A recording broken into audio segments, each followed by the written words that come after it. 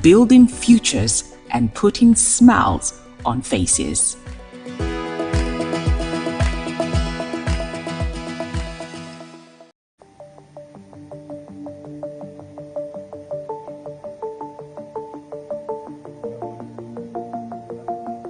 One of the problems we have in Nigeria is that it's difficult to have solid metals for creative engineering.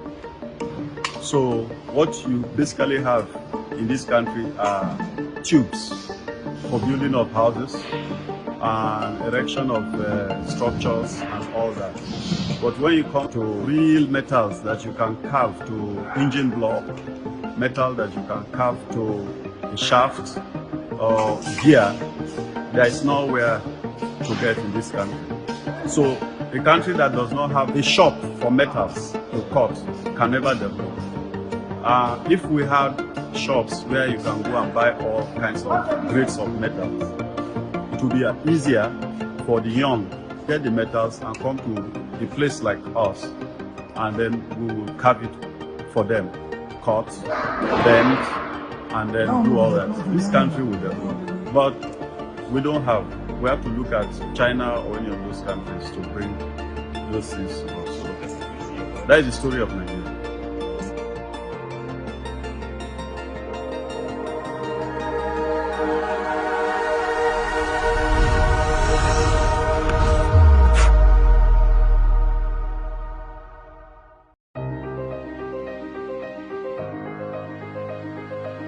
Z-Tin for high-tech precision engineering. A technology and heavy-duty industry. Original spares for automotive, locomotive, aviation, marine and agriculture. Research and development for automotive. And one good thing about this place be say, now solar powered complex. This market now solar. Every store, every shop get your prepaid meter. So you not go say, oh, they don't cut our light. Never.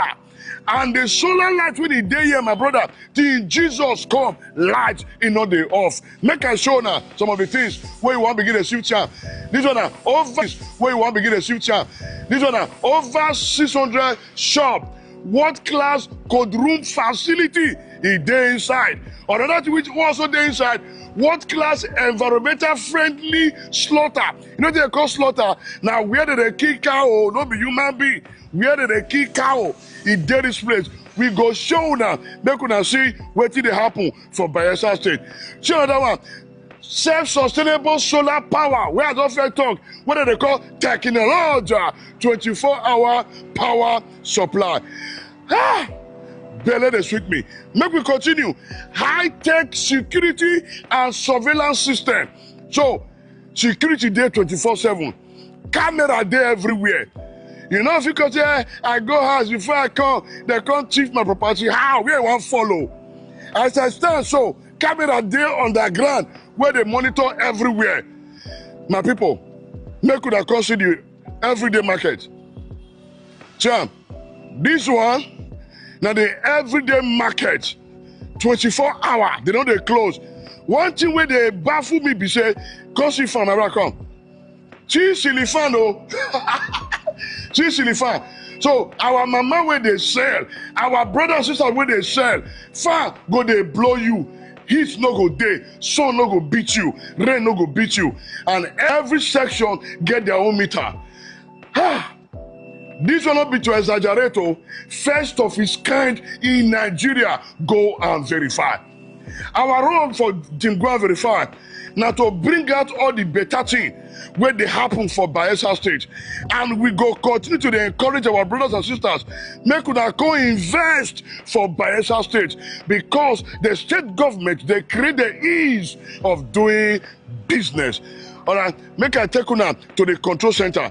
Another thing we still there here. Hospital is there inside. Police checking point is there inside. Big warehouse is there inside. Restaurants is there inside. My people, bank even there inside. You not go say, you can't complex, your money finish, you don't see money take go back to one bank there. You no need to run come out. back there inside. Even crash, the one who built crash now. When it be say you get shop, you know, make your pikin they disturb you for shop, you can go crash. They go they take you for, but you will pay, no be free. Oh yeah, make we go. Yes, my people, see the slaughter. Everywhere clean, in neat. Make a take una to the control room. Now the control center be this. Make una see where electricity for the crowd. Well, well done. Yeah, thank you, bro. How are you doing? You guys are doing a great job here. Yeah. Like how many megawatts we get here? Or megawatt, kilowatt, how do they call it? Like for instance now, here we have this is the supply voltage. Okay. And we have 111. Okay. And this is what is supplying to the batteries. Okay. And while we don't have this one is not running at the moment. Yes, not use it for now. Yes, I'm not using it for now. But okay. This is the load. Okay. So, but definitely. Guys, now the inverter be this, not be cho. How many we get like this one? We have two. Two of these. Yes, there's another one there. Wow, this is great. This is a control. Good. Great. Good. So guys, that's one. Make una see am. Mona see battery. See, so light no dey go off for this Yenagua modern market. Water is there 24/7. Mona see battery. So how light don't take off? Soup where the sweet na money na kill am. Make una show another section. Bring your camera come. See another section, see battery. You see am? See battery, they cry. Like they anybody when you get shop for this place, you no go regret say you will get shop for this modern market. How? Why? Because there is light, there is water, there is security. More go on that side. This one are the water system. 24 hours water day. So guys, now the slaughter be this, whether they butcher the cow, now be this. You see, put ties everywhere, neat and clean. Of a truth, Bayesha is becoming great, and God will bless the man where God don't use to carry this kind of investment. Come here. He not go put her for Kafachan, but he put her for this state. And all of us need to join together to take me Bayesha great. So my people, when I say this is the Korum. The advantage of this Korum be say, anybody where did this complex, you dey sell pure water, you dey sell mineral, you dey sell meat, and you know say they don't dark, you will come put am for cold room. When I know say by the time evening don't reach, there are some food stuff. They'll say because they don't dark and make you sell am cheap for them.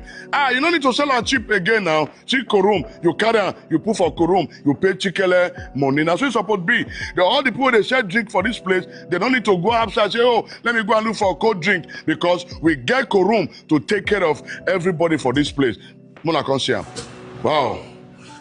So guys, when I see am, now the Korum be this. So my people, you sell finish, meat still remain. You come drop on here, meat, fish, you cannot come. Yes, my people, see camera. It go pick you. Anybody where they said that open store, they go to see you. You know, because you enter here, now to your phone, Lord, how? Because camera day, when they watch you 24 hours, they check on that side, see camera where they inside. Motor where they enter, camera they look at. Motor where they go, camera they look at. They make us see the restaurants. See the restaurants, and I'm really happy with the way they take plan this place. First of its kind in Nigeria, go and verify. You understand? We they talk as they big, we they show them so that our people go they see the development where they go on for Bayelsa State. Remember, say this one now the Yenagua model market. When they inside, oh boy, Sam. Now bank be this.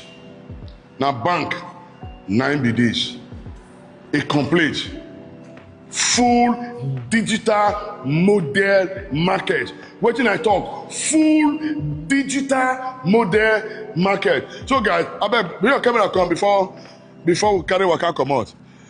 So my people, when I see how beautiful the complex is, I really dey happy for this model. Any good thing where they happen for Bayelsa State, we go to showcase am to the whole world because we not get energy for bad energy. Our energy now for good thing. God bless all of you now. My name is Apostle Alfred Ojo, who you know, sir, the Mobile Street Commissioner. The man where they talk am, they show am, they do am, as they be. No forget to go and verify.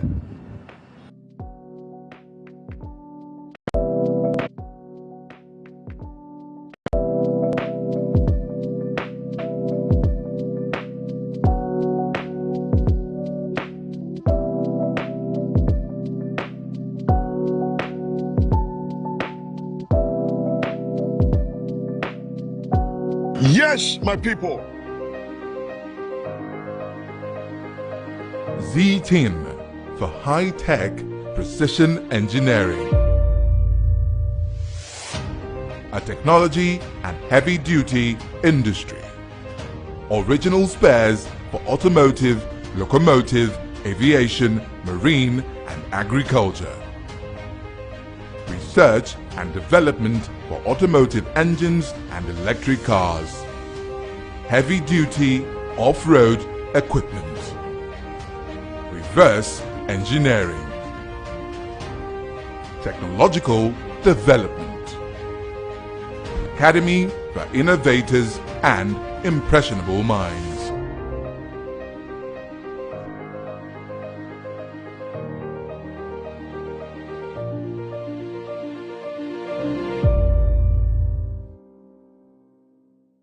Bayelsa State, home of peace, yo. We are for the peace.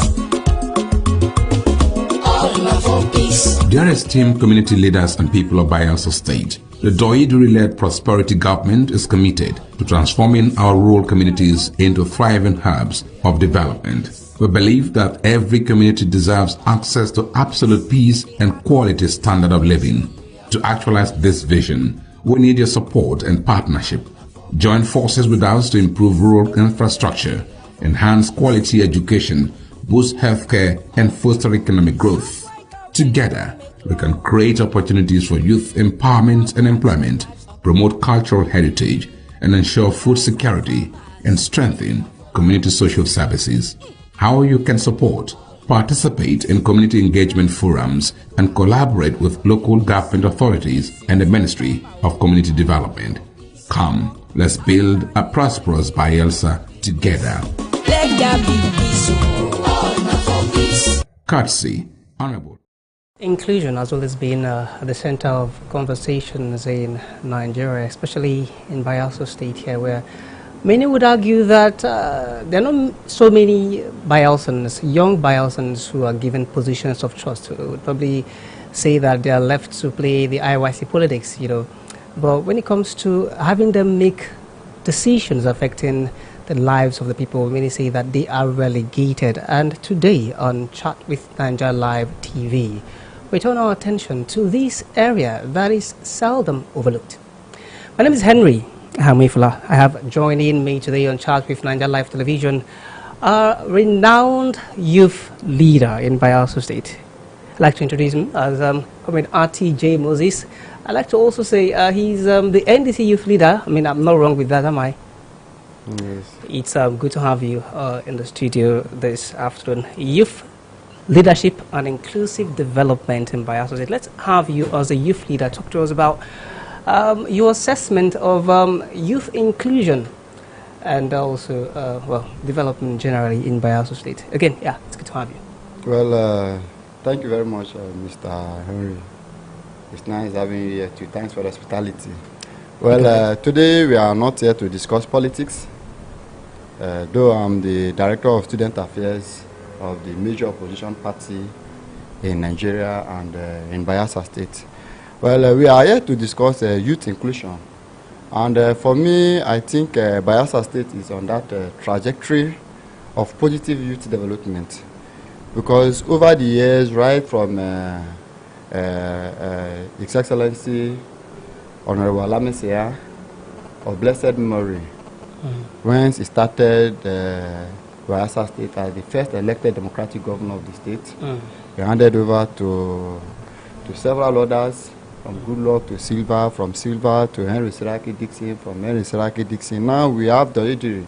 And you will agree with me that most of our leaders in Bayelsa State, I mean our elder statesmen in Bayelsa State, when they started as young people.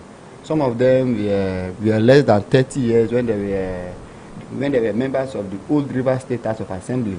Some of them were less than 30 years when they were made Chief of Staff, Director of Domestic, and given elected positions in government and both in the State House of Assembly. You know, so we'll agree that there is really development. And even at today too, we still have a couple of persons who are influential in government, even if they are not being given critical offices. Unlike before, whereby we have young people becoming special advisors, young people becoming commissioners. Today, we don't have those things again. But there is still time, and there can still be development. And there can still be commitment by the state government and other critical players to see that they project youth to occupy critical positions that can affect their society, that they can use to make impact in the society and their communities. Thank you. Okay, yeah, so to get you clearly, you don't believe that there is proper youth inclusion. I mean, that this present administration, for instance, really thinks of youth as people who they can engage for proper productivity. You don't quite believe that there is enough youth included in governance? Well, today, I don't think, because if we dig deep into that, it may be termed as criticism. And I believe that we are preparing towards the forthcoming International Youth Day. So I think let us drive on that, so that it will not be seen as a partisan process. Thank you. Okay. So you're not looking to be critical, howbeit constructively critical of the current administration, even though you are of the opposition? Well, there is. I believe there is time for everything. And especially now that some of the programs that some of us who are critical stakeholders of the opposition party, where we carry out some activities or when we say some certain things, they tend to frame it as politically motivated. So I don't want us to drive on the wrong pedestrian for now. Maybe after now we can discuss constructive criticism and destructive criticism. But now let us just dwell on the International Youth Day. The International Youth Day, that is an event that you have championed for several years now. If my memory serves me right, I know you've done maybe 4 years. You were pretty much active during the administration of Henry Seraki Dixon as governor of Bayelsa State, but one might not exactly agree that you are this active. I mean, I think somehow there is a drop in zeal, maybe. However, what are we expecting for the International Youth Day come this year? When is that again? Well, he said something that I was pretty much active during the administration of His Excellency Senator Henry Seraki Dixon, the former Pepe. I can agree with you, but I am still who I am, with or without position, because I know, and we all know that I serve His Excellency as the Special Assistant on Student Affairs. I equally serve His Excellency Senator Doidiri too as a Special Assistant on Student Affairs. It is in the second tenure that I don't have a political appointment. And not having a political appointment does not mean that I cannot contribute my quota to societal development. Like as you said, or to youth development, like as you said, the Bayelsa Youth Leadership Award is one of my pet projects that I was able to sustain when I came into youth activities or youth activism fully in the year 2015. You know, the Bayelsa Youth Leadership Award has stood the test of time, and we are in the 10th edition of it. Though we started in 2016 during the second term administration of His Excellency Senator Henry Seraki Dixon. We drive it to the first term administration of His Excellency Senator Doidiri, and including the second term. Now, what some persons expected is that now that I don't have a political appointment, or now that I'm not in government, they expect it not to function anymore. But it's even getting bigger and better. Like last year, we had the 9th edition of the Bayelsa Youth Leadership Award, and it was the biggest youth program on International Youth Day in Bayelsa State. I was not in government.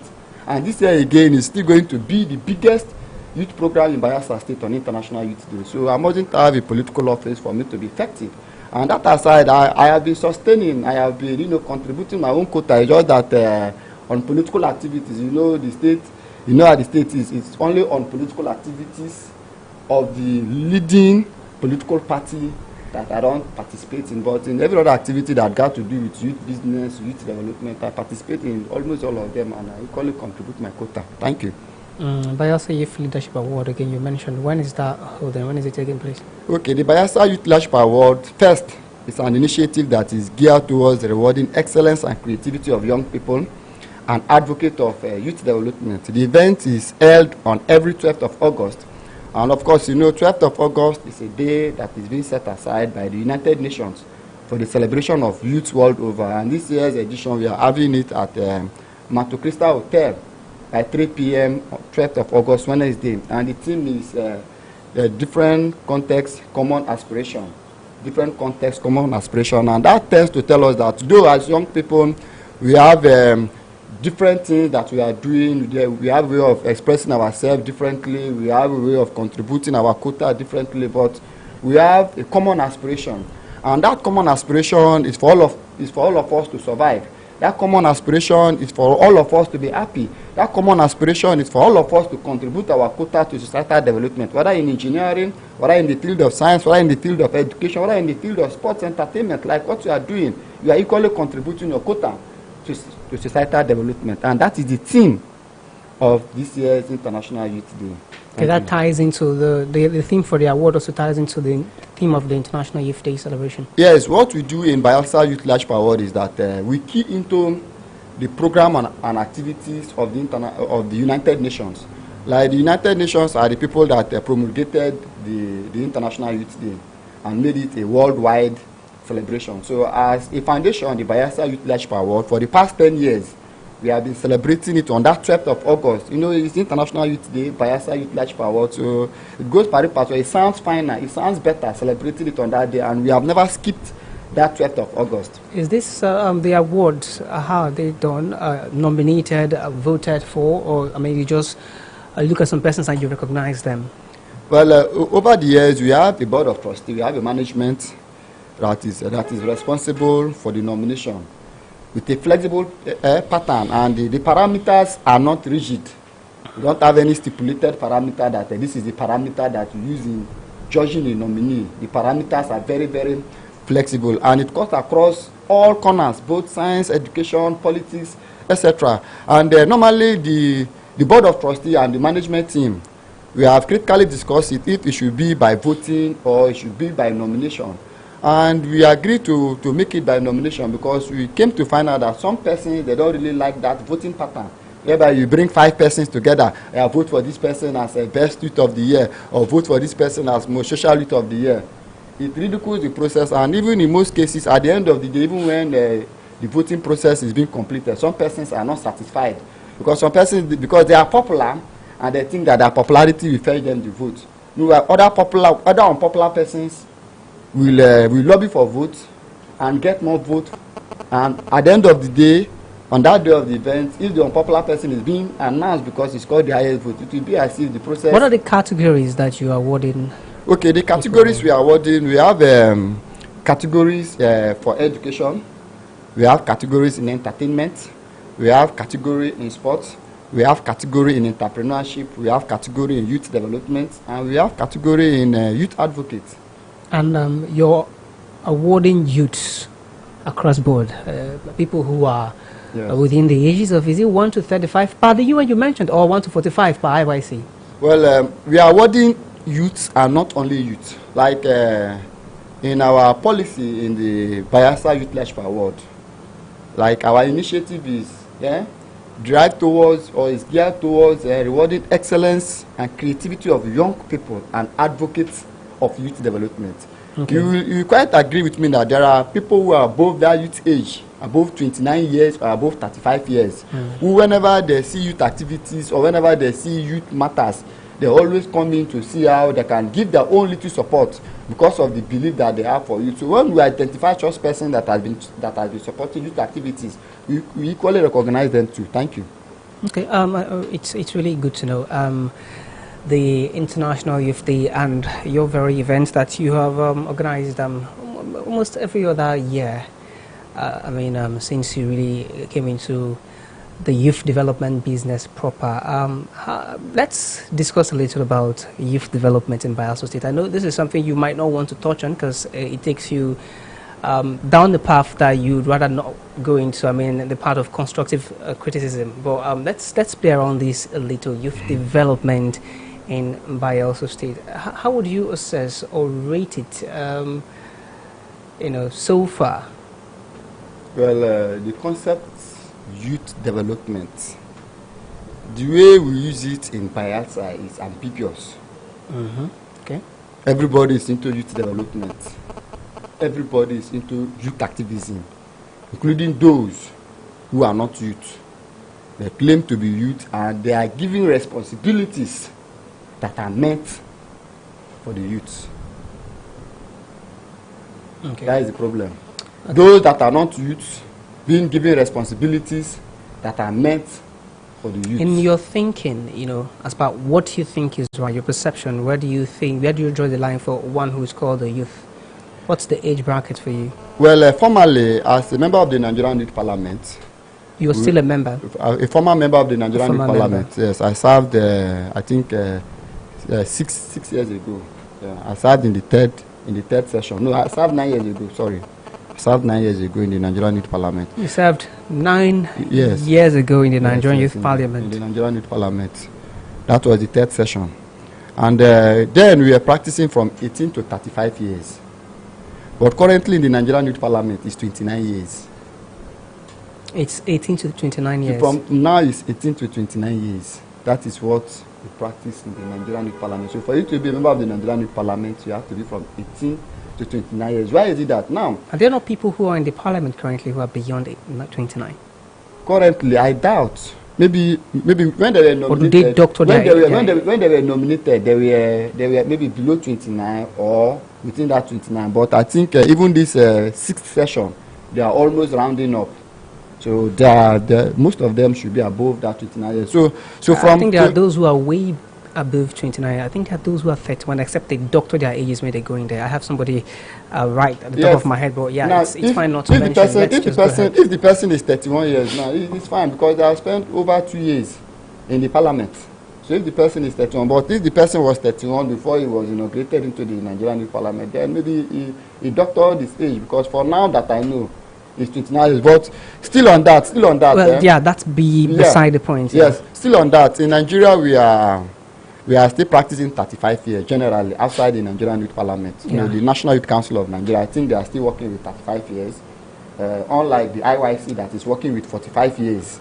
Okay. Thank you. So, well, is that something you favor? I mean, you are rather indifferent about the fact that IYC works with 45 years. I mean, this clearly makes for even government to appoint people who you also mentioned are above the ages of youth to man youthful positions. Right? Well, I am not an advocate of somebody that is above 35 years claiming to be a youth. As I am above 35 years. And I doubt if I would want to contest for any elective position in the youth structure, except it is appointment based on my expertise in the youth business. But me coming out to contest in National Youth Council of Nigeria, or me coming out to contest in IYC, or me coming out to aspire for Nigerian Youth Parliament or any youth organization, I don't think I will. But if you're not a member of the IYC assistants, are you now a member of the INC? No, I mean, no, you have to wait up to when you're 50. No, you can be a member of a structure, and you can be a member of an organization. And being a member, there are rules and regulations. Yes. You're a member yet you're disenfranchised? No, not disenfranchised. No, I'm not talking about. You don't want to vote, and you cannot be voted for a position. No. That is not what I'm saying. I am telling you about personal principles. I am a former vice chairman of the Joy Youth Council. I participated in IYC activities. Central Zone? No, Promo Clan. And I've equally participated in national youth politics. The Nigerian Youth Parliament is the highest legislative youth body in Bayelsa State. And I'm telling you that by virtue of my principle, I am above 35 years. I may belong to several youth organizations. And for those youth organizations that I belong to, by virtue of my age, I don't think in the time coming, I will aspire for any elective position in those youth organizations that I belong to, because I believe that I am above the youth age, not that I cannot go and exercise my franchise in those youth elections. If it is time for IYC election and if I'm a delegate, I will go and exercise my franchise. If it's time for National Youth Council of Nigeria election and I'm a delegate, I will exercise my franchise. If there is any youth body that I belong to and it is time for election, I will exercise my franchise. That is it. Does it give you concern that when it comes to decision making, we rarely see youth? We seldom see them across Nigeria. Some would also cite in Bayelsa State. But then when it comes to mobilization and election and the people who are agile and those who will be active, for the politicians who are now elders, they now bring in the youth. Does it give you concern that that's the role youths are made to play in lieu of them maximizing their brains, bringing their big brains, to make input for productivity in our state? Well, I think it's not every good or it's not every product that the seller knows its value. And it's not all youth that knows their value and the role they play or they are supposed to play in the society. Some youths have made themselves to be pawn. You know the game of chess? Pawn. They made themselves to be pawn whereby they are being used as an instrument of either destructive criticism or they are used as instrument for political thuggery. Assessment of data boys. Yes, or they are being used as an instrument for propaganda formulation. Every youth should know their value. Now, when you know that you have value, you only bring out your value when your value is needed. And you be careful of the kind of person that you render your services to. Because over the years, I have, in my participation in active politics, I have seen a lot of politicians who don't care about the development of our youths. They only care about how they can use the youths to achieve their desired goals. Of course, you will agree with me that the youths are the most active players when it comes to election. They are the INEC ad hoc staff. They are the party agents. They are the security personnel being posted to the polling units. They are the people that is going to vote. They are the voters, canvassers, and several other persons. So they should move beyond just being passive players to becoming active players. Though I understand that as youth we have several challenges when the youth want to aspire for elective position. Some of the challenges are finance. Others are connection. For so long we have been fighting for not too young to lead, not too young to lead, not body finance. And you know very well that in Nigeria elections are one of the most expensive elections in the whole of the world, despite the fact that we are one of the poorest nations. Our elections, from student union election to youth election, from youth election to secular election, there is massive vote buying. Even in student union election and youth election, people buy and sell votes. It's appalling. People selling votes, accusing vote buyers, people that is buying votes, accusing the vote sellers and the rest of them. How can we get it right if at this small stage, if at this youthful stage in our youth organizations you cannot get it right? Can we get it right in secular politics when we are contesting for either for legislative office, for executive office? It therefore means that the bribery and corruption will continue to secular politics. So I want to encourage our youth, please, when you participate in this youth and student election, don't sell your vote. Sometimes people will come and tell you different things. People will give you money for you to sell your vote. Why? Ranging from 50,000, 100,000, 200,000 for a youth election. It's very appalling. So the youth, you think, are the problem of themselves, no?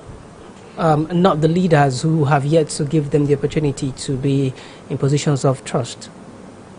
Well, somehow the youth too are at fault, because issues that we can ordinarily handle by ourselves, we take them to the leaders, we take them to the government, for government to intervene in our election. And mind you, right from time immemorial in Bayelsa State, most of the things that the government is interested in the youth and student bodies is only during election. The government and stakeholders only sponsor elections. When it is time for election, they pump money to the organization or to the union, from PDP government down to APC government.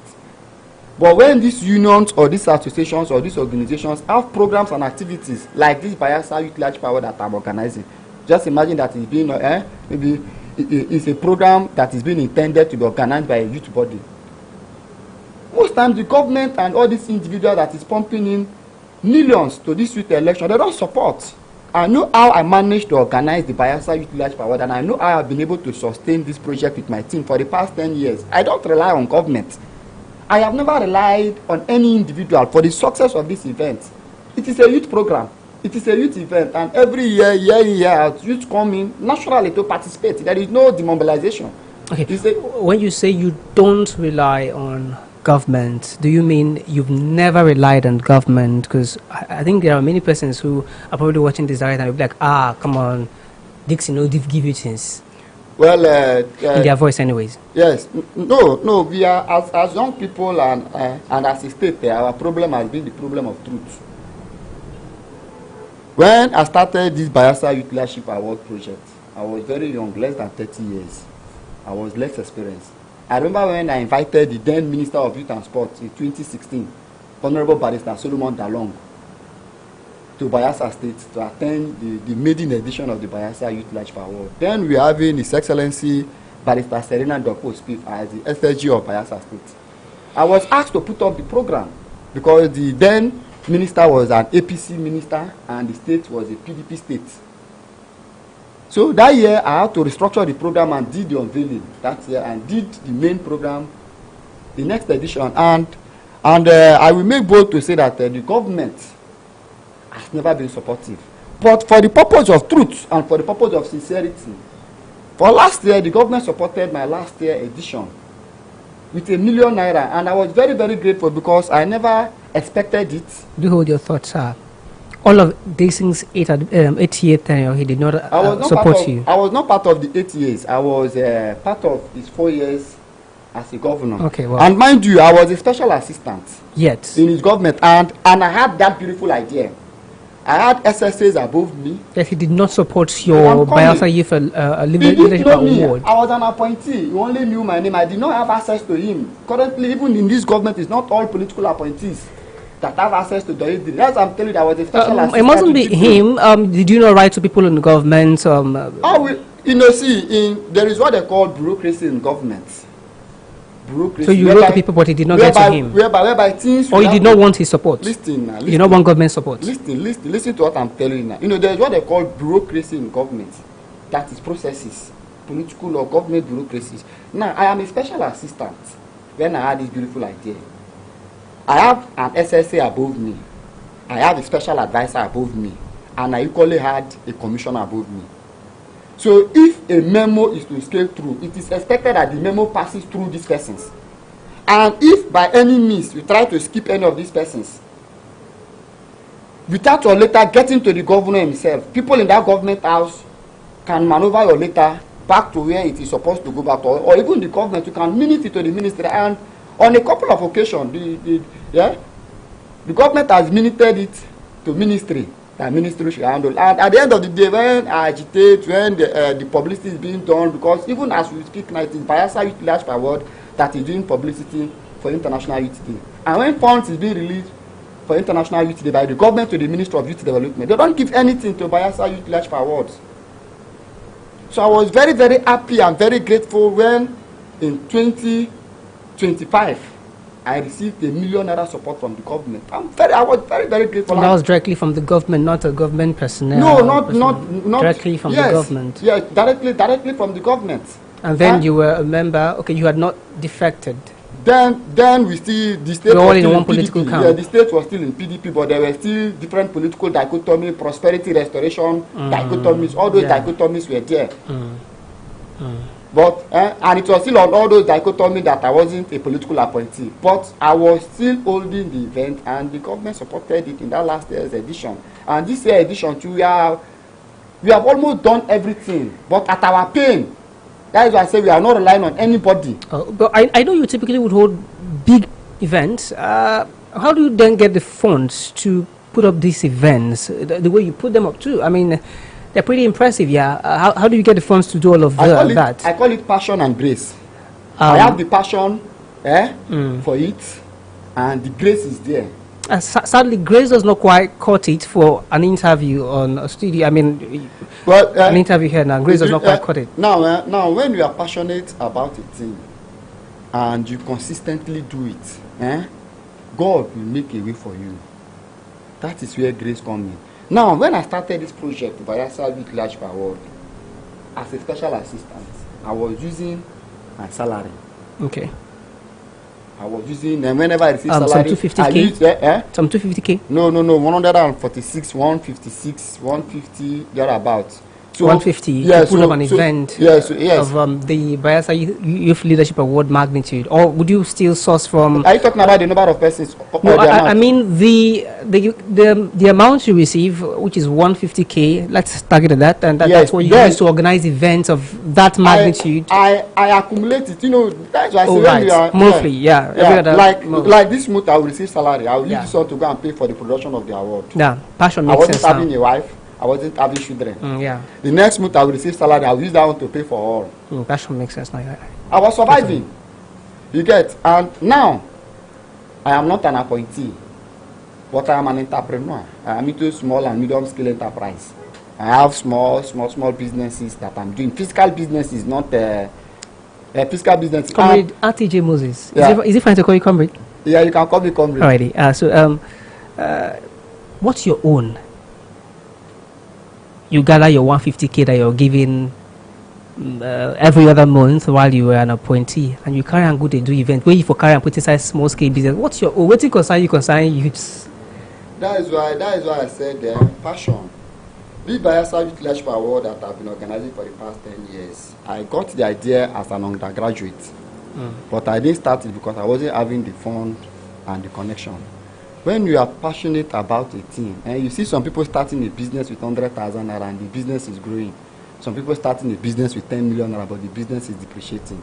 I have the passion for youth development, and I have the passion for this particular project, Bayelsa Youth Leadership Award. And with time, my team, when we are very, very financially buoyant, will not even be stressing ourselves on a lot of things. We just release funds to a committee to organize it. Please, XYZ, these are the expenses. Go and do the expenses. But nevertheless, in this year, I was very fortunate to have young people who believe in this project, in this Bayelsa Youth Leadership Awards, and foundations like the MJJ Foundation and other. The MJJ Foundation. Yes. Okay. Foundation and other organizations, Bayelsa Visionary Youths. To sponsor, Not sponsor, coming to partner. To partner with you. To partner. See, as young people over the years, instead of we to collaborate, we have been competing. Collaboration over competition. See, there is what we call comparative advantage. You have a comparative advantage as a journalist. I have a comparative advantage as a comrade. There are some certain things that I can address head-on, and there are some certain things that for you to address it, you'll be romancing it. Is camaraderie a career path?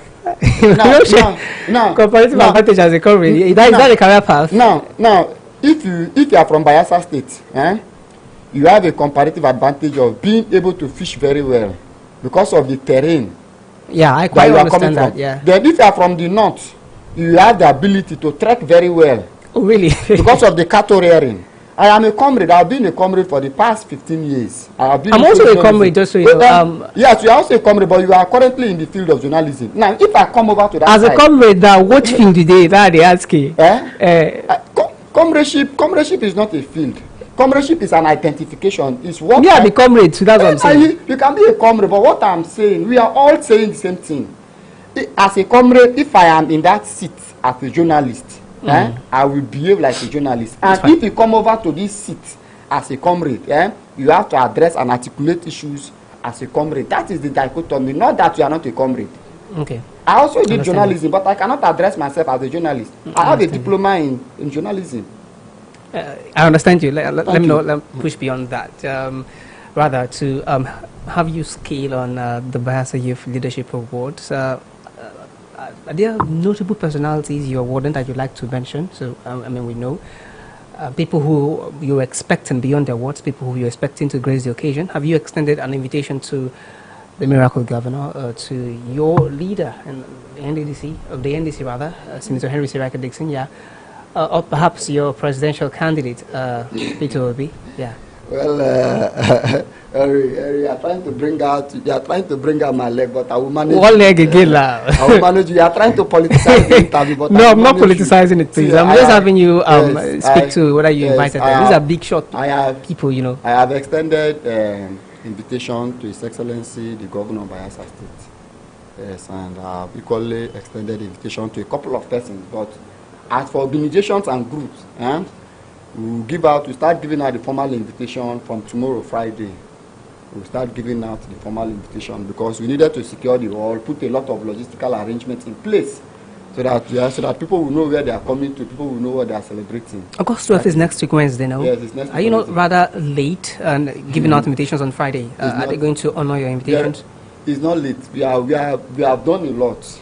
Already. When I tell you that we have done a lot, we have put a lot of things in place. You cannot we have laid a very solid foundation for the 10th edition. We have done a lot. So the invitation is the last stage of it. The public is aware of our program. Yeah. Invitation is one of the last stages. So from Friday, our some special guests and some organizations that will be coming in to participate. We extend the invitation to them. Even though the event is free to attend, without the invitation, we are free to attend. Where is it holding again? Where is it holding? It's holding at Mato Crystal Hotel. Right, Mato Crystal. There's no gate fee, there is refreshment, there is a musical live band performance by B2S and other side attractions. Okay. Let's piggyback a little on our previous conversation around youth development. Honestly speaking, you're a comrade. Yeah, I know that makes for a great deal of honesty, but as a comrade and as one who's been in the youth development sector industry for a while now, would you say that youths in Nigeria, narrow it down to youths in Bayelsa, would you say we are ready for change, or would you say, put better or differently, we're ready to be in the corridors of power? I mean, power, the character also, many have said that was pretty much evident in the last election by our foremost youth pressure group organization, the Joy Council. Yeah. Well, our youths are ready for leadership, and a lot of them are aspiring, and a lot are trying. It's just that some persons just want to bastardize the process with their overbearing influence when they are not supposed to intervene. Now, there are some persons that ordinarily they are supposed to give helping hand, supportive hand to our youth bodies, but instead, they do it turn by turn. It is my turn to produce this one. Next 3 years, it will be your turn to produce. At the detriment of the most qualified person. Okay, so that's the zoning that they typically do. You don't favor it. You rather just competence goes. It's not a matter of zoning. That's rotation. The zoning is good, but the turn by turn practice, turn by turn, not zoning, not individual zoning. Turn by turn. When it is my turn, I give it to my boy. When it is your turn, you give it to your boy. A Milocon tendency. It's our turn tendency. Whatever nomenclature that you call it. No, I was just trying to understand you, so also the public understand. But I mean, if that's what you're saying, then we understand you. The Milocon, now my turn. No be about now my zone turn. Now me dey in power. Now you dey in power. So now you be say dey in power, you carry and give your boy. Tomorrow, if na me dey in power, I go carry and give my boy. Did that play out in the recently concluded election? Central Zone and National. Did it play out? I wasn't a delegate. No, I mean, I want to understand what's informing your statement now. We are give my boy. We are talking from a general perspective and not a particular perspective. Let us now particularize it. Youth development and our youth bodies has been turned into turn by turn organization. Okay. If it is this, if it's a Calgary Federated Youth Council, When they want to do election again, last 3 years they gave it to Comrade RTJ Moses. So next 3 years it is Isaiah Lokoja that will produce the next president because he's powerful. You get, understand what I'm saying, turn by turn. Now we have players in government, and the government is very much interested in our youth bodies, both the federal government, state government, and local government, especially when it is time for transition. So when it is time for transition, the highest office holder in youth business or the most influential person in youth business from that area will give or will do everything possible to see that it is his own loyalist, whether the person is a good person or not, that occupies the office at the detriment of a qualified person, possibly because that person does not have a godfather. So godfatherism is pretty much prevalent in the youth electioneering as much as it is in the normal electioneering. Godfatherism is in every sector. It's in the entertainment sector, it's in the business sector, it's in the politics sector. And godfatherism in the youth business too is even small when you compare it to other sectors. But godfatherism in the youth business has really made our youth organizations to be redundant. Powerless. To be redundant and powerless. And you only hear about them when it is time for election. That is why for a particular so you cannot at the moment point at any organization, youth organization, that you will say that this one is not barely redundant, they are not exactly powerless, they are trying, they are not exactly being controlled by any arm of any government or any godfather, they are doing well. I mean, you can't point to any organization within Bayelsa State that there is no functional youth or student organization in Bayelsa State that is not being functional and active youth organization in Bayelsa State that does not have the hand of government in it. From the IYC down to student union elections. True. Now they come with different nomenclature. Appeal for support. See, this problem is a systemic problem. Now, this is a youth body, and it is time for transition. They will write to government. Aside the sales of forms, of which they know very well that the sales of forms is enough for them to conduct the election. No. They will write to government appealing for support. Then those in government will now work on the government, bring the support, and use that support to fund their preferred candidates. Sometimes even without the consent of the government or the governor, allegedly. Allegedly? Who's alleged, please? Are you alleged or you're... I'm alleging. Okay. I'm alleging. But you know he who alleges must prove, right? Now, listen. I mean, merely saying allegedly does not... Listen to what I'm telling you. Listen to me. I have been a special assistant on student affairs twice.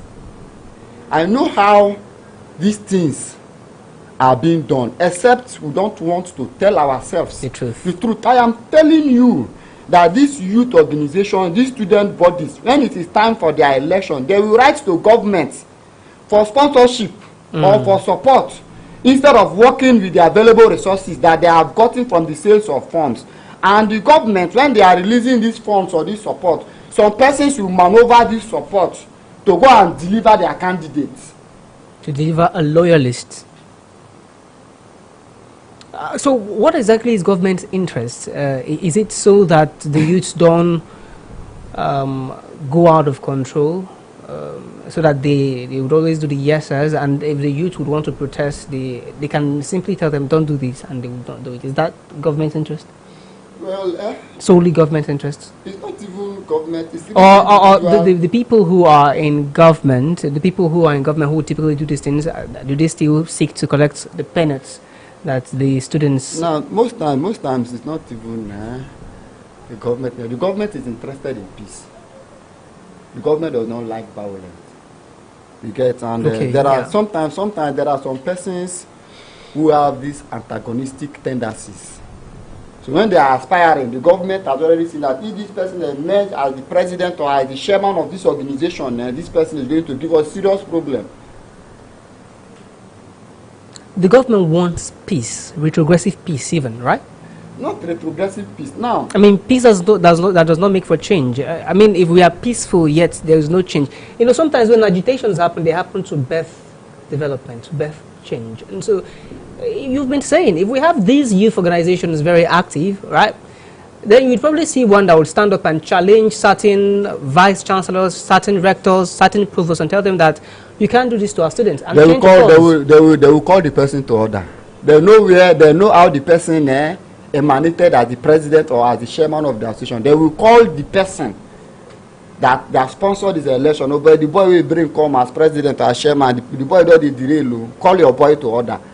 For what is happening, for somebody that gave you 2, 3, 4 million naira to sponsor your election is calling you. So, well, this is beyond the grip of youths now, because I mean, you might want to conduct an election and you think that you're going in just you and the other candidate, whereas the other candidate is heavily backed by some unknown forces, perhaps the government. So it's beyond the youths. When I had asked you if youths are ready to take back, you know, or I don't even know if I used take back, does that work? Yeah, maybe, yeah.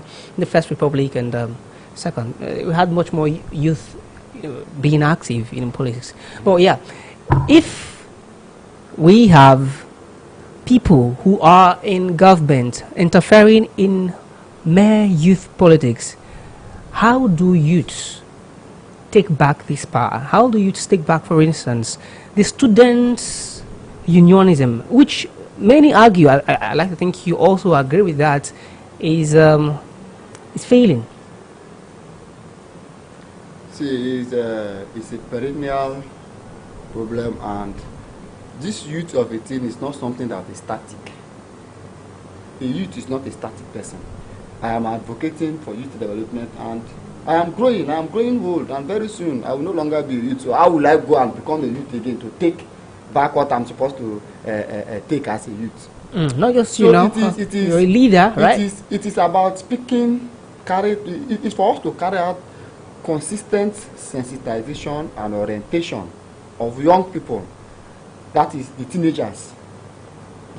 They should begin to learn the difference between right and wrong, which is morality.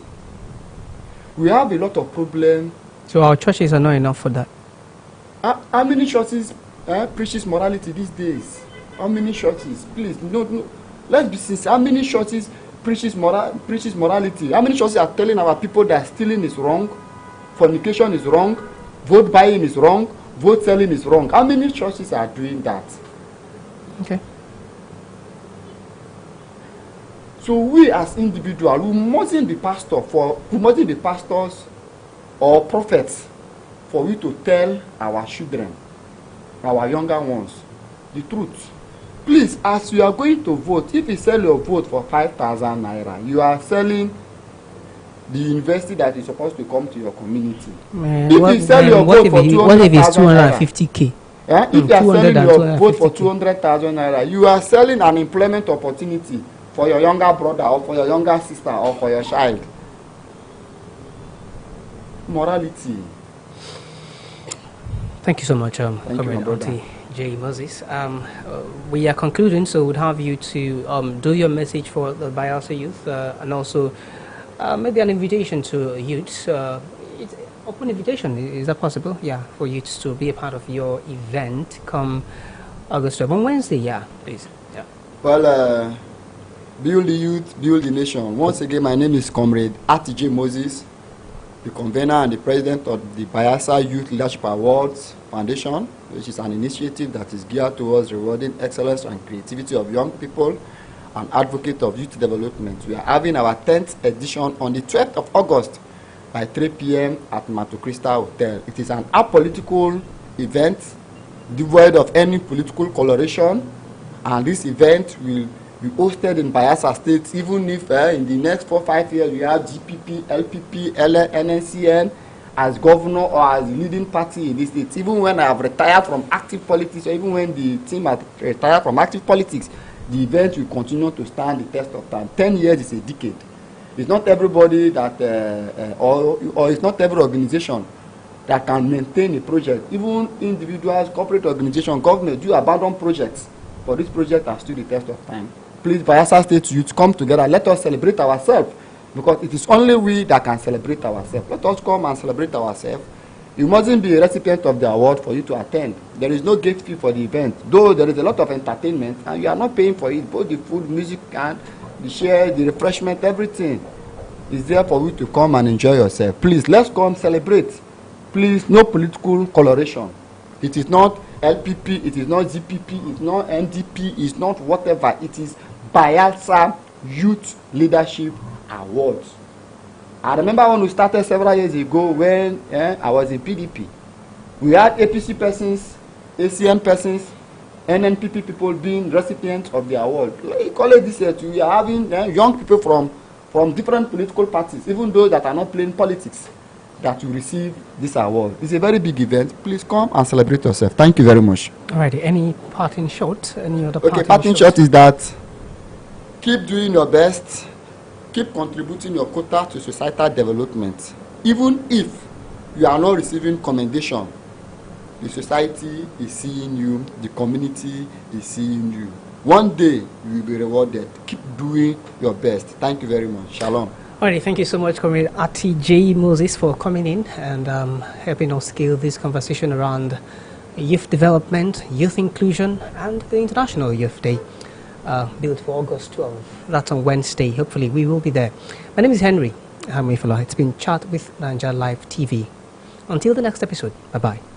Inclusion has always been at the center of conversations in Nigeria, especially in Bayelsa State here, where many would argue that there are not so many Bayelsans, young Bayelsans, who are given positions of trust. We would probably say that they are left to play the IYC politics, you know. But when it comes to having them make decisions affecting the lives of the people, many say that they are relegated. And today on Chat with Naija Live TV, we turn our attention to this area that is seldom overlooked.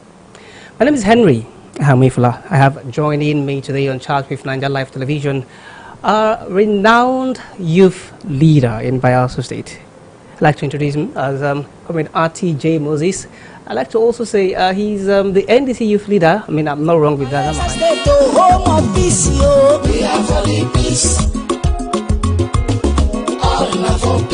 Dear esteemed community leaders and people of Bayelsa State, the Doiduri-led prosperity government is committed to transforming our rural communities into thriving hubs of development. We believe that every community deserves access to absolute peace and quality standard of living. To actualize this vision, we need your support and partnership. Join forces with us to improve rural infrastructure, enhance quality education, boost healthcare, and foster economic growth.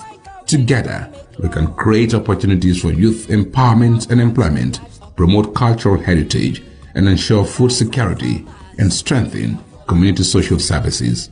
How you can support: participate in community engagement forums and collaborate with local government authorities and the Ministry of Community Development.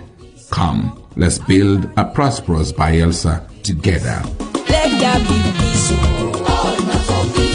Courtesy, Honorable Alfred Belamonte Watson, Honorable Commissioner, Ministry of Community Development. The impacts of climate change are upon us, necessitating adaptation and resilient building. In Bayelsa State, the recent annual rainy season has brought severe consequences, including excessive flash floods and river flooding, causing untold hardship for residents. However, under the leadership of His Excellency Senator Doyeduri, the prosperity government has taken proactive measures to mitigate these effects. The establishment of the Directorate of Floods and Erosion Control, along with the strengthening of other related agencies such as the Bayelsa State Emergency Management Agency, demonstrates a commitment to reducing the impact of floods. To further enhance resilience, major blocks, canals, river outlets, and drainage systems are being cleared, and higher grounds have been identified in all 8 local government areas to provide safe havens during floods. While the government is dedicated to ensuring the well-being of Bayelsans, residents also have a crucial role to play by cooperating with government agencies, staying alert to flood warnings, maintaining a clean environment, clearing blocked drainages and reporting challenges to relevant authorities for prompt action. Through collective efforts, we can bolster our resilience and effectively combat the challenges posed by climate change. Stay safe. Courtesy, Office of the Honorable Commissioner, Ministry of Environment, Honorable Ebi Ben Olulu.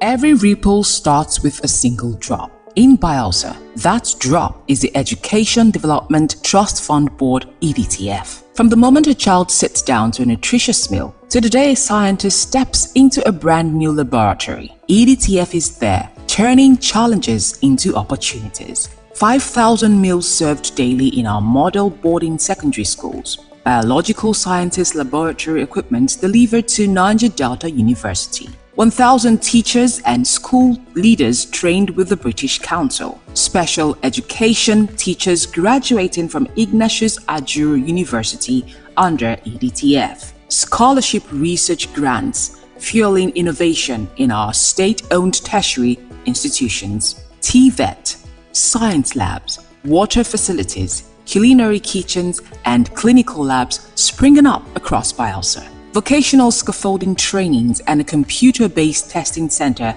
at UAT Tororua. These are not just projects, they are ripples that spread across classrooms, communities, and the entire state. But a ripple grows stronger when more hands join the water. So whether you're an organization, or a corporate partner, or an individual who believes in education, you can be part of this ripple. Support EDTF and help us expand Ripple. Donate, partner, or volunteer today. Together, let's transform our educational landscape. EDTF, building futures and putting smiles on faces.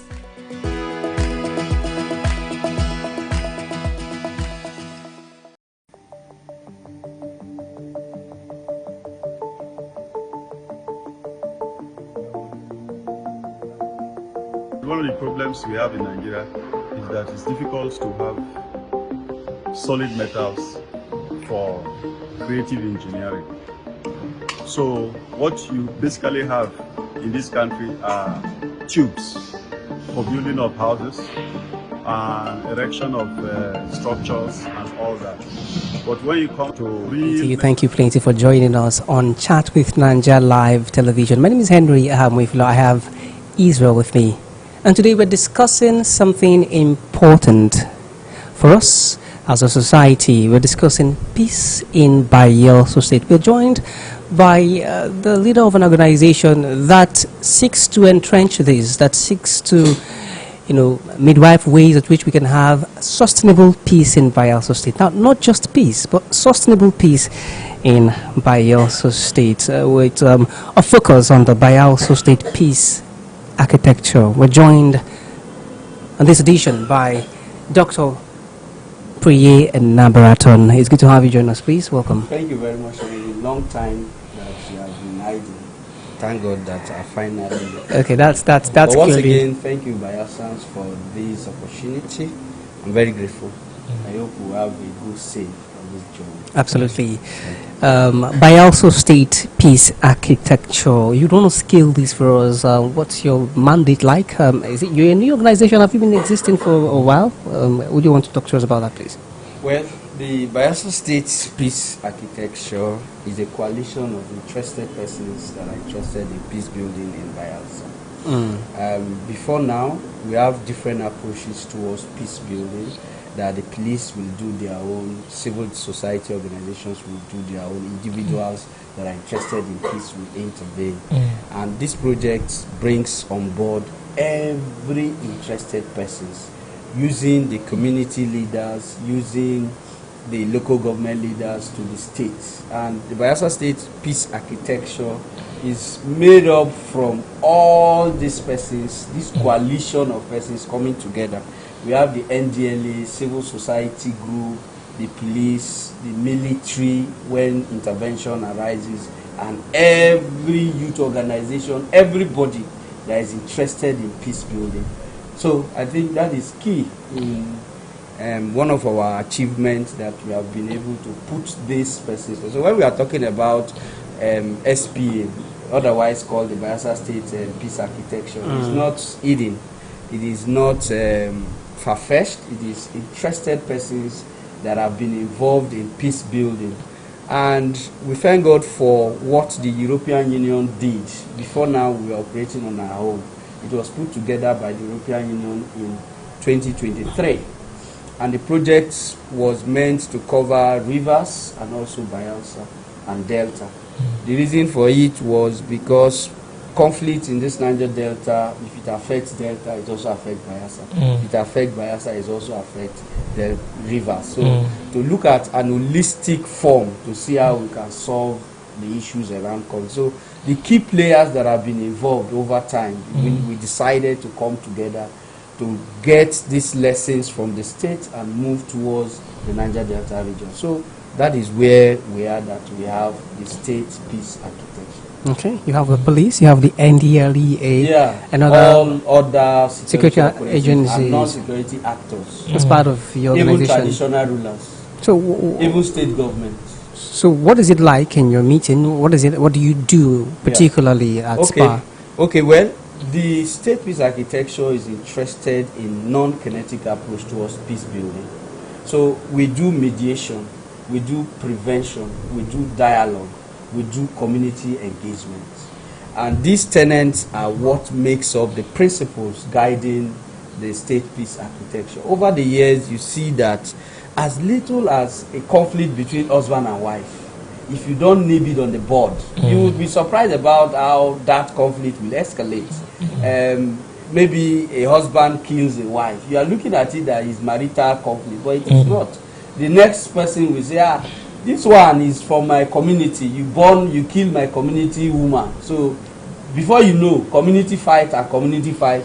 Before you know, the soldiers will be called to go and quell the situation. Before you know, National Defense Council will sit on that as little as husband and wife fight. So we are looking at best ways of preventing such conflict. As little as youth president conflict, that two persons are fighting to be youth president in that little community. If you don't nib it on the board, you will see it escalate to cult group fighting. As little as that drug is being sold in the community that triggers conflict and all that. What do we do to curb such stress? So over the years, the SPA Bayelsa State has been able to champion this cause.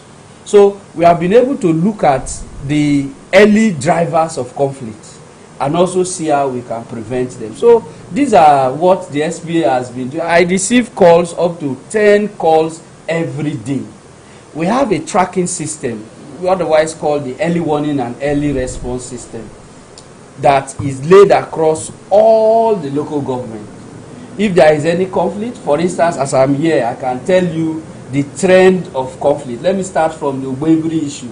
From the Ogbembiri issue, we have the purported bandit issue in Polako, that they said bandits are taking over Polako, Bahrain axis, that people run and all that. Immediately those information came, we analyzed it and we resolved that it was false from our dashboard and all that. So I was the one that called the commissioner of police to send him message that, look, this is what is happening there, and he moved in immediately with his intelligence and all that. So there are a lot of things that the SPA do. We do them over time on the ground. We don't speak out. We don't do all that. But there is a need for us to also sensitize members of the public on embracing sustainable peace. No doubt, due to our activities over the years, you see that Bayelsa is being described as the most peaceful state. I can give you the indices from the National Bureau of Statistics. Now, National Bureau of Statistics cannot tell you that you are the most peaceful. They work with indices. First, the security of lives and property. What is the record?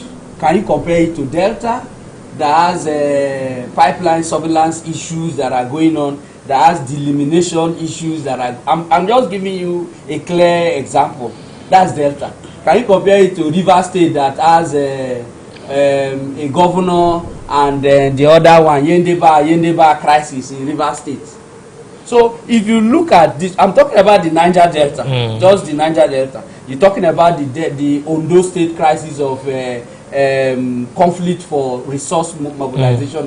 So if you look at all these indices, you see that Bayelsa is having the list of crime, kidnapping, you see drug, you see this, you see that, all the indices. When, as an individual, are you safe to come out in the night by 12 o'clock? If you ask me, it's yes. Well, these things you've mentioned, that this is a function of SPA's relentless effort. So it's in fact what the governor was. I'm asking a question actually. I'm not taking a stance. I'm asking if they are a function of SPA's relentless effort, or if they are rather because of the governor's disposition, you know, to matters of conflict and the way he typically would go in to resolve them, and some of the mechanisms he's set in place. Is he the SPA? Does he have his input? Well, the Bayelsa State peace architecture, like I said, is made up of even government officials. We don't operate alone. We have done the coalition to the point that Ministry of Youth, Ministry of Community Development, we have SAG's office, we have different strata cutting across all boards that are interested in the peace building process. So I cannot say that we are categorically sponsored by the state government. No, we are not. We are individuals that are interested in peace, driven by commitment and passion to change the narrative. Henry, I tell you clearly that rather than for us to continue complaining, we need to take our destiny in our hands. We need to take our peace destiny in our hands. And that is the effort that you are seeing today. Let's go deeper. Yeah. Right? If we're talking about sustainable development, sustainable peace, are we currently on the precipice of trying to achieve that? Could we say so? What is the winning strategy of, for instance, the governor of Bayelsa State that's, you know, sustaining peace? What is the strategy you think he's been implementing that's making for we to have peace? Okay, well, first, I'm not a government spokesman, so that just it's an analysis. Because you're a stakeholder in the peace building. That assignment, I will answer it, but I will compare it to that of River State, for instance. So you asked me. No, I'm not talking about relatively peaceful now. I'm only saying I'm a state that is relatively peaceful. That's not what I'm saying. I'm saying what the governor is doing, that you think that it's the winning strategy for security. So maybe the next governor will also know that that's something I want to do. Yeah, okay. So first thing, we know that Bayelsa needs development. And the best way for you to tackle security and peace is by providing development. Any government that lacks that, you are already on the pathway of insecurity. I don't think that development that is happening in Bayelsa happens in states like Iraq, states like Afghanistan. I don't think, because it's presumably trouble zone. But immediately you carry cement and want to do something, your enemy will come and strike and scatter it. So if you are on the trajectory of building sustainable peace, you must think about development. And development comes with economic power. Without economic power, whatever you do is only a man that has fed himself that can think of resolving himself out from conflict. Conflict itself is from different strata, and if you don't look at the economic well-being of the people, it becomes a problem. You mentioned development, development, economic and social status and disposition of the governor. You can see there are a lot of issues that ordinarily person will pick up and say, go knock them, go show them shege, go knock. Sometimes we wonder on those things. If we want to discuss security and insecurity, what are the things that are likely to cause insecurity in Bayelsa? Some would mention militancy, right? Others would mention bunkering. Let me mention those things. Okay, militancy, bunkering. You mention now. Bayelsa, we have grown beyond the issues about causes of conflict. You know why? Conflict arises every day. No, beyond conflict, insecurity. Yeah, insecurity. You look at issues around resource mobilization and distribution. Resource control? Yes, resource control. Not the general resource, 13%. Among two brothers, there is resource control struggle. Okay. Yeah. you look at, that's where the issues about Tantita, security management, who does this, who does that. That's so, where you mentioned the Delta State crisis. So you see, among two brothers, there is resource control struggle. As it applies to Bayelsa. Yes, I'm bringing it down so that we can apply it. Now again, the issues around environmental justice is a problem that I was ordinarily a farmer and I cannot go to my river, to my farmland to fish, to do this, to do that. You are depriving me of my, so I will respond. And if I respond, if you push me to the wall, you can't come and dictate the form in which I will come back. So I can come back with AK-47 to tell you. I can come back with dynamite to tell the river that I need to test it, since I know that you will pass. So if you tackle that issue about environmental justice and the realities of the environment, you have tackled a lot about it. Another driver of insecurity that we can look at clearly is issues around social vices. When we say social vices, as small as drugs, there are a lot of issues. Somebody can just take a little drug, tramadol, and you will see that reaction above board. And the result will be him carrying machete to stab somebody, him planning it. And if you look at this drug issue, you want to sponsor that lifestyle. Let's kidnap a judge. Let's kidnap. I'm telling you this so that you are seeing this when I'm telling. If I'm talking with facts and data. The drivers of this issue, you see them, the end point, being involved in crime. So if you curb the issues around social environment, the issues around social justice and equity, if you curb the issues around environmental justice, if you provide a base, a financial base, a revolving financial base, you will see that somebody that has something to do and something, all those trends. So by the time you do all that, you are rather looking at the drivers of insecurity. So for me, over time, I like using the subject, looking at the solution to solve the problem. So from what you've mentioned now, you still did not add including militancy and not active militancy, but era has passed.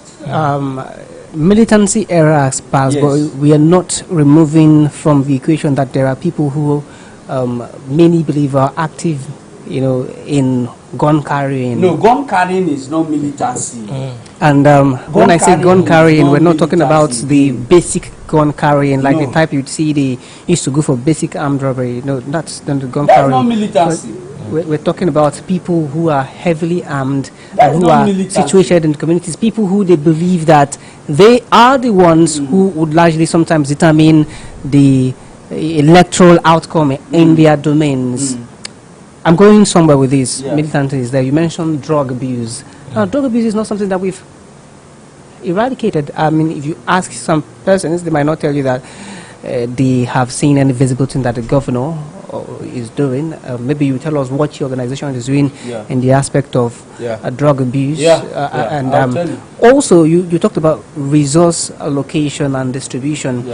And I like to think that's around community crisis. That's what causes community crisis. And we've seen a number of them lately. Are there certain things that your organization or you have seen the government, they are doing around resolving, or before it even happens, before such allocation disputes happen, people settle it amicably? I mean... Okay, clearly as the Bayelsa State Peace Architecture, I make bold to say we have intervened in 1,321 cases in a period of 30 months from the inception of this project. Now, some of our cases that we have handled, for instance, you said I should make references to it. Issues around the Barai Ayakiri issue.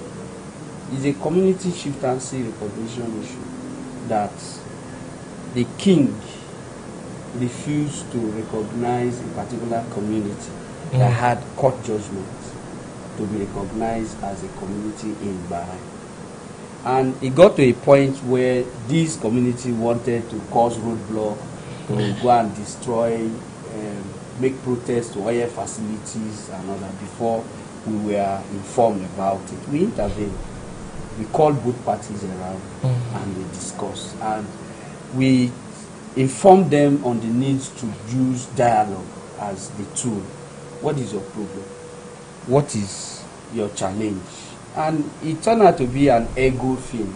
So eventually that was resolved and made it. But beyond that, there are a lot of challenges. As we speak now, we are tracking the Ogbemburi issue.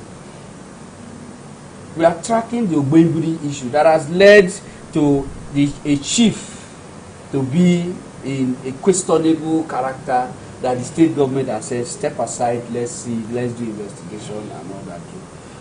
All those issues. We have issues in Otosega.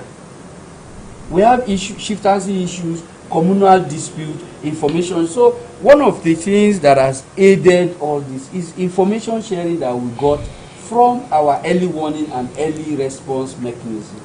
Like I said, it is spreading across all the communities. In every community, we have those that shares those information to us discreetly. We have a platform that you can report your rising trend of conflict that we can also handle. Now, okay, there's a platform like that? Yes. On WhatsApp? Yes. No, not on WhatsApp. It's a tracker. Bayelsa State Conflict Tracker. So if you have that challenge in your area that you notice, you report. We have trained over 500 persons. Is that through a link? I'm just trying to get, so people who will watch this. You can't join the link just like that. You must be trained. You know why? So that we can also regulate false information. Okay. That was why when the Polako incident happened, that they will tell you that, look, this incident is happening but it's false. But however, we need to monitor it. The platform is people who are your members. They are the ones on the platform. Yes. They are the ones who could share information to you. Yes. So your network cuts across all the local government areas. Yes, it does. Is it beyond Bayelsa State? You had mentioned that. No. Now in Bayelsa, we have the Bayelsa State Peace Architecture. Is also working with PIN Foundation. PIN Foundation is interested in peace in the Naija Delta. Okay. So there are circumstances and issues that are beyond Bayelsa. But again, you need to monitor it closely, because whatever happens in Delta, before you go to confront that, before you know, you see everybody, those that are perpetrating crime moving to Bayelsa. You see them from Bayelsa moving to River. So the trackers help us to track all those issues. So over the years, we have been able to resolve a lot of community crises, a lot of chieftaincy tussle, a lot of village setting crises, resource mobilization, resource control crisis within the community, security rising to insecurity. Rather than for military to intervene, we intervene to solve a lot of problems. And we advocate for the alternative dispute resolution mechanism, ADRO mechanism. That has aided us to also solve a lot of problems. For the purpose of the media and all that, we can't come out to say this one, because most of them are still peace building process. In peace building, you cannot come and give out your decisions outside, because by the time you do that, you don't know where the trigger is coming from. It can be reignited and it causes more problem for you. So we have done this so far to this point, sir. Okay. From what I'm getting from you, I want to believe that you get people from the host communities and you train them. Yeah. Such that they can use that the early warning platform. Yeah. Where do you source your way to motivate these people? Because they would need some kind of motivation, especially to track these things as they happen, before they happen. From what you're saying, I'm getting it that you're a bit more proactive than the standard now. How do you motivate your people? Where do you get your finance to motivate them? Okay, like I said before now, I was also dragged into the system like every other person because I'm interested in peace building.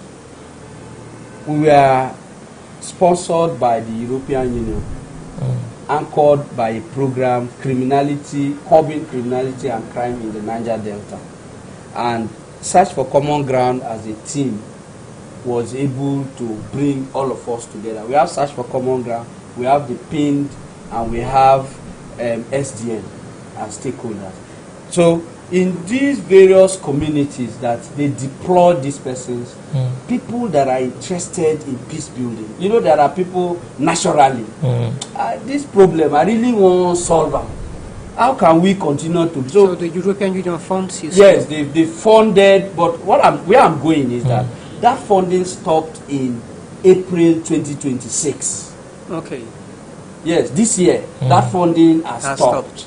But before they left, just like the coming of the Holy Spirit and God has said, before I go, I leave my Holy Spirit with. So the Holy Spirit with us has been those persons that are on ground that have been trained severally.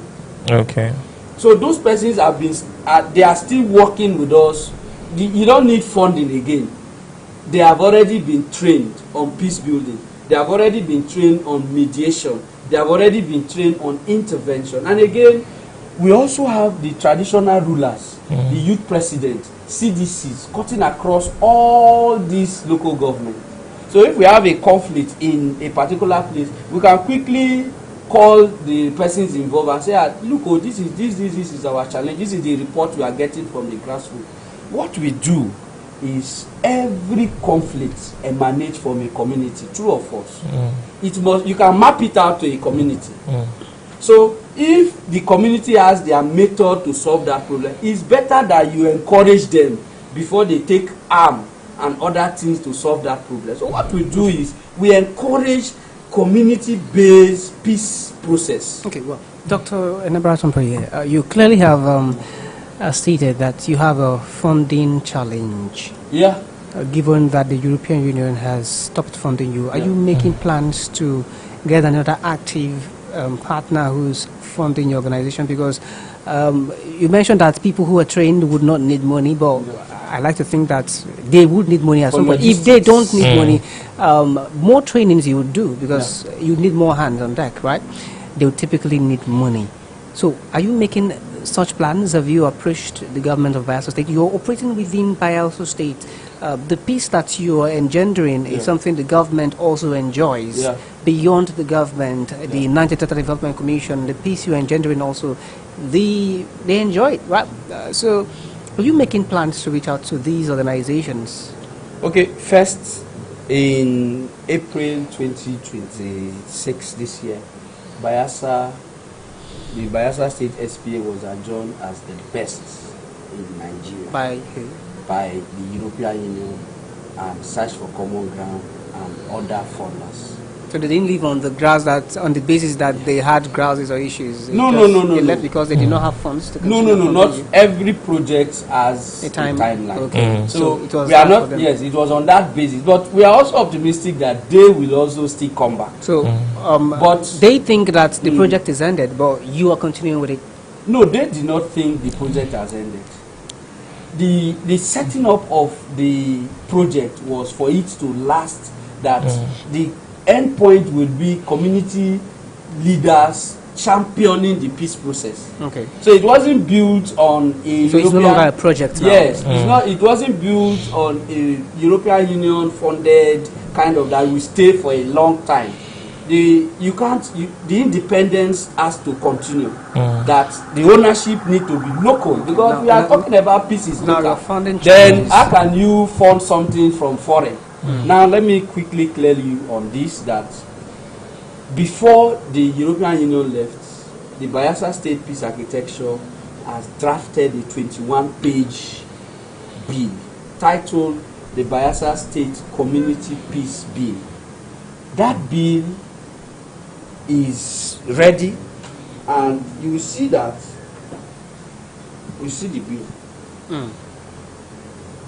A bill for a law for the establishment is 21 of the Community Peace Commission. And it was a coalition of senior peace stakeholders led by a former senator, Senator Nimi Baria Amange, that have put up this. If you go to the last page, you will see the names there. They are not mean names in peace building in Bayelsa. Okay.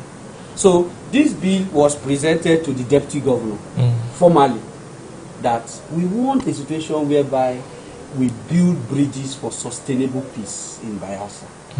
So if we want to build a sustainable peace process, we need to institutionalize the peace process in Bayelsa, and the Bayelsa State Community Peace Commission will step in from where the European Union, Search for Common Ground, and other funders have stopped.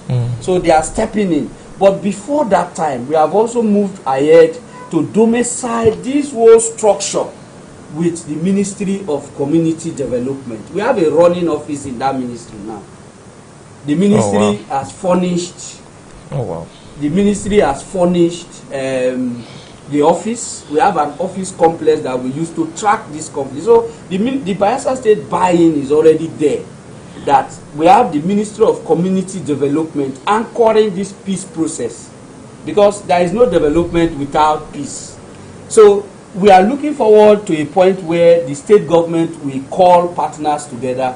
We also formally present this bill to the House to commence the bill process. But for now that has not been done, we are working with the Ministry of Community Development to anchor this entire process. So for us, we are on a good state. Recently, we also visited the local content, Nigeria Content Development Act, and they also reiterated their support for this, because they look at our trajectory, what we have been doing over time, and also the projection of peace in Niger Delta, using Bayelsa as a springboard. So they are also in support of it. We intend to also meet the NDDC, Tantita, and other organizations that we look at that we can partner in terms of sustainable peace building. And if these persons come, it's our hope that Bayelsa will be better off for it. One of the major challenges we have of insecurity would be that revolves around cultism and drug. We've mentioned drug already. We've not tackled cultism. being one who chairs the Bayelsa State. Secretary. You're the secretary of the organization, Bayelsa State Peace Architecture. Okay. But being one who is one of the leaders of the Bayelsa State Peace Architecture, you also must know that cultism is a problem. And it seems as though we are not tackling it as we ought to tackle it. It feels as though it's a problem that festers on. Recently, we had stories of Curtis who was arrested and he was handed over to the police, reprimanded by the Bayelsa State security volunteers, but handed over to the police. But there was this concern people have that even after he's been handed over to the police, you see him back into the society. Like, they cannot follow through on prosecution and remand this person, even while there is good evidence that he's robbed many persons, and also he was caught with a gun. How are we going to navigate past this? How are we going to ensure? How is the organization, going to navigate around this to ensure that those who have been caught for breaking the law and causing unrest, they are behind bars? They are put behind bars. Well, you know that is a security issue. My focus over time has been on peace building. So I'll use the peace as a... you build peace without security? No. I'll use the peace as a yardstick to now solve that problem. Now, we also visited the Chief Judge of Bayelsa State, I think 2 weeks ago. 1 week, last week. We visited the Chief Judge to say, these are the indices we have been tracking. For instance, the issue that you raised, that people will commit crime and also be returned back to the streets. The basic thing is that Nigeria is rule governed. It's governed by a law. The law says you can't arrest person over and detain the person more than 24 hours, except otherwise there are certain exemption issues around arson, when the person has possession of firearms, all that. So the exemption are there. And if the person is committed towards bail, that court has granted that they should bail the person, nobody, you can't hold the person otherwise. I get this impulse from what you're saying. I get this vibe that you are more into peace than the lack of justice that causes the lack of peace. Okay. No. Because sometimes, to a great extent, you can only have peace when the justice system is not totally broken. The example he just provided for you is that that shows that no matter how you make peace here, without justice, the peace will just be not really anything. So, what is your commitment to the justice end of the fact that peace will not happen without that process, without justice? Okay, clearly, one, we need to also look at our laws. Most of our laws are not intended with the reality. So I was part of those that championed the ACJ law, domesticating the ACJ laws in Bayelsa. I was part of those that was involved in the VAB law. I was part of those that was involved in the gender response GRITs that led to GRIT, the child rights law. I was part of. So all these trends also support my background in peace building. Because if you see our laws, there is a need for us to look critically on our laws. They are not totally in tandem with the realities and the operation. You remember, it was only recently that the court granted that you can admit evidence through your gadgets, through your phones. Before now, it wasn't that. And the criminal justice system doesn't recognize all those things before now. But it was the ACJN law that brought all that opening doors. And so we as peace interested people that are interested in peace, it's not that we are also not looking at it. But going forward, the laws is the first thing. What do we do differently to strengthen our laws? We are also looking at educating members of the public, especially the traditional rulers, chiefs, and all that. Let's see how we can go back to our means of resolving conflict, because that is the only way out for insecurity. Before you know, if you recall, when somebody commits a crime of murder, they will tell the family to provide 3 persons, most preferably virgins, so that Henry maybe can marry one of that time and all that. Say, bring 3 virgins for us, for who you have. So if there is a problem, it is not your problem. The whole family go gather and say, oh boy, this is where they do. When you do until when it happen, not be my pikin go come carry you. So all that community processes of guiding individual, but today we are seeing that completely eroded. That if something happens, we will now move, arrest the person and take the person to the court and tell the judge to pronounce judgment. And so we need to go back to those traditional methods of solving our conflict.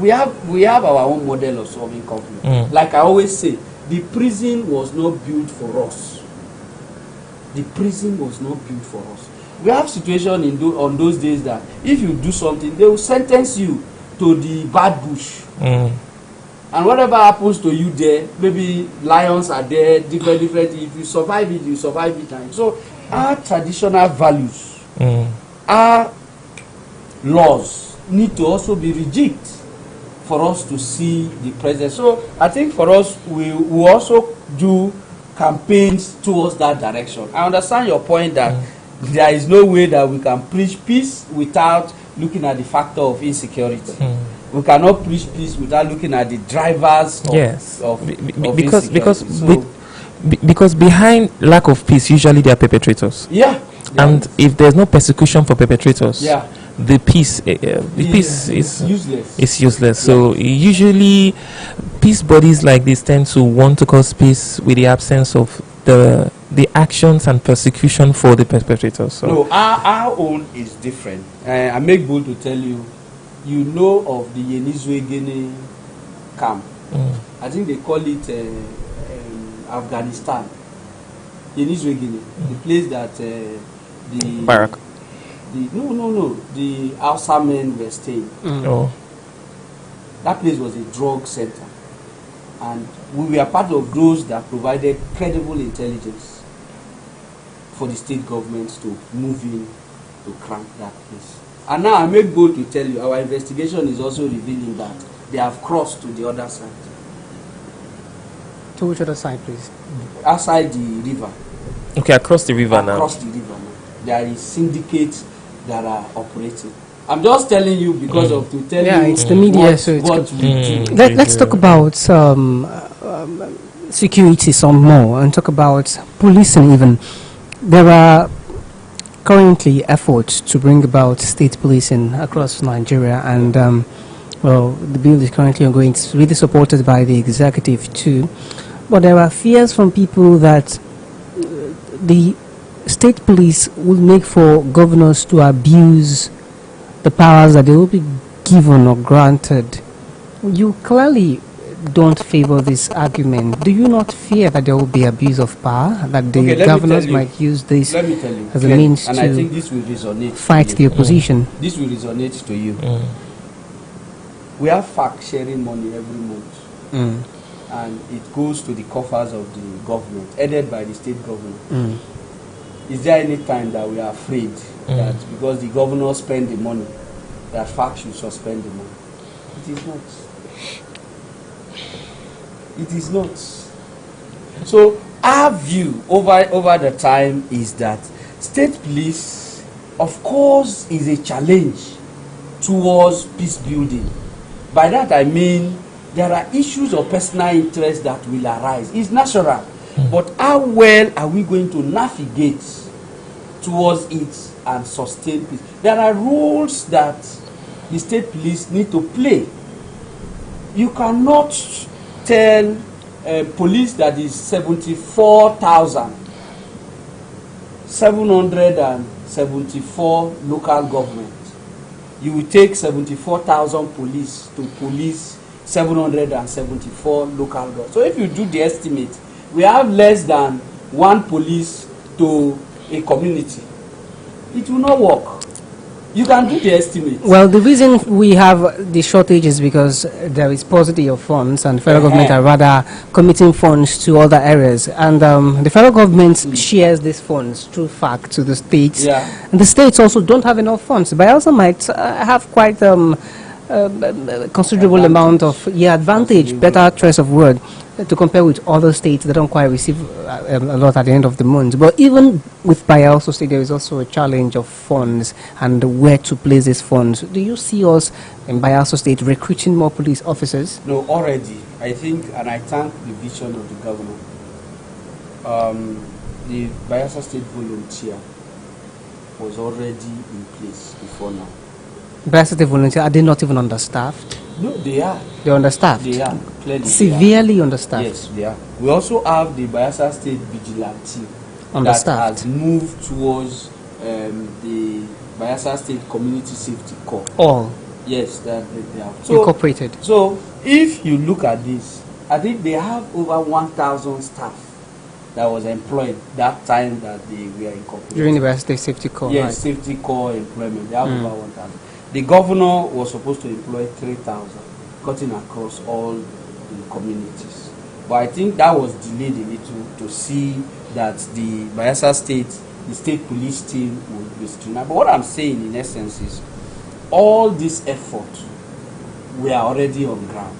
And it is our belief that if the state police comes on stream, they will do employment, they will do engagement, they will do stakeholders mapping. And with all that, you will see people, our youth, joining the security force. It is clear, because ordinarily now, Dr. Priye, I'm not receiving salary for security. But am I not working? I'm not receiving salary. You're passionate about... Yes. I'm not receiving salary, but I'm working. The IG answers to the president, because the president places the IG. He determines who's going to be IG. Yeah. And with state policing, the governor will have to determine who's going to be... Not totally. Not totally, though, but... No, totally. Not totally. No, totally. The way it is organized, to the best of my knowledge as I speak, is that the Police Service Commission will be the ones to Not Police Service Commission. They are going to create Police Service Commission in the states. We are going to create State Police Service Commission, not federal. So there are still gray areas to do the nomination. Yes. While the assembly... Governor will ratify, finally. That is how. So the way that you have Police Service Commission in the federal, that is how you are going to have that in the states. Okay. Because this was an argument. No. That's how you are going to have that in the state. I have seen the proposals. I have studied it. Because when the president did that, he passed it to the National Assembly. You remember the House of Reps has ratified it, saying we are okay with it, let's move it to the Senate. So it is at that stage. So I have studied that document. The way we have the Federal Police Service, that is what we have in state. So it is still the governor. The police effectively leaves the exclusive list. No. It's still the governor. But I make bold to tell you, we have the Commissioner for Finance nominated by the governor. Is it that he's not doing his work as expected?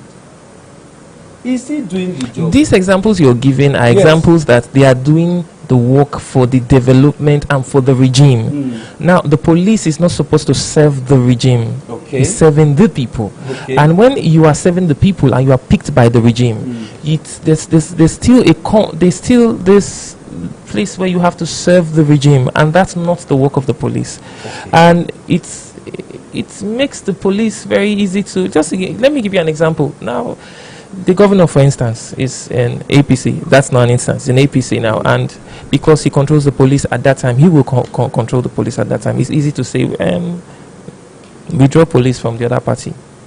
Don't do this, don't do that, because the police answers to the state now. So using the police as a weapon for the regime is easier now, if we agree. How do we fight against that situation? Okay, first, the state police law has not come. By that I mean it has not been domesticated. So if that law comes, these are the fears that we are going to that are real fears. Yes, these are real fears that we are going to look at. It is not because a man you loses your semen that you will not give birth to a bouncing baby boy. Do you understand what I'm saying? It's not because you will lose your semen that you will not give birth to a baby boy. You will lose it, and the child will also grow. As he's growing, you will see the different stages. You will see what to do. So for me, that, like I always say, let's look at the law first. Let the law come back to the states, and we'll see how we can domesticate it. We'll see how we can raise our voices towards it. And it is only that, and I know that the governor is a listening governor, that if we raise our voice, it's not for us to be on the fence. We are going to tell him clearly, look, these are things, especially in the process of recruiting, especially in the process of who leads the organization. Can that person track record be explored?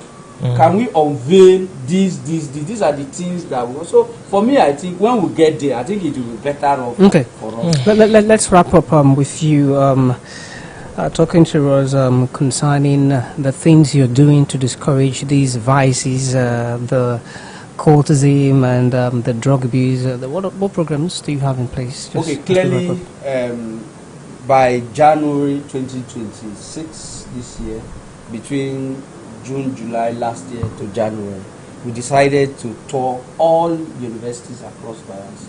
Our message was simple: to look at the drivers of conflicts. There are a lot of security details, information that we have that this person say, I was high. Yeah. They arrest you, say you were high. Okay. Now that you are low, bring the person that did this. They'll say, they'll start crying. Say, I was on drugs. Hey, you're on drugs. What do we do from here? You're on drugs, you went to stab this person. And now, say your eye don't clear. So what do? So beyond looking at those issues, we decided to take a campaign towards all tertiary institutions. And I make bold to tell you, and I'm reporting it back to you. When we went to NDU, it was part of our campaign on drugs that led to the arrest of a man in Amasoma, that NDLA arrested the highest drug peddler in that community. So record, you can Google and you will see the highest drug peddler in NDLA. Within that period of that campaign, we laid intelligence, we laid surveillance, and we were able to do that. So our message is simple. Beginning from the tertiary institution, before you bring a student to the school, please test him on drugs. before he graduates, you test him on drugs. So that within the period of him being in the university, if maybe peer group pressure and all that come, and you suspect, you take the child back to the testing point to test him before he can. So when you are graduating from school, you have a same graduates. We have a lot. Since we you're have testing things that are happening in our university and tertiary institution. You cannot document them. We have a lot. So let's begin from having a sane graduate. And we took that campaign to various schools. NDU, I told you about the arrest. In Federal University of Tweke, they have decided to make a law that before you enter the university, you will be tested. And before you graduate from the school, you also be tested on drugs. As you are defending your project, you are doing your final clear, you also get tested. You say these are as what they confirmed to you, that they decide to have that law? No, the Senate, they have sat on that.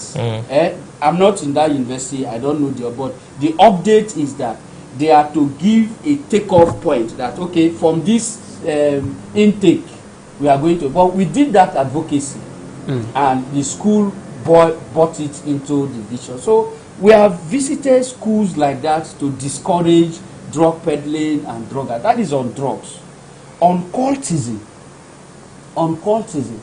we see a situation whereby issues around cultism is a problem in Bayelsa. We see it getting rise every day. And we are thinking of going back to visit the laws on cultism. In Delta, for instance, in Edo, for instance, you see the issues about debt.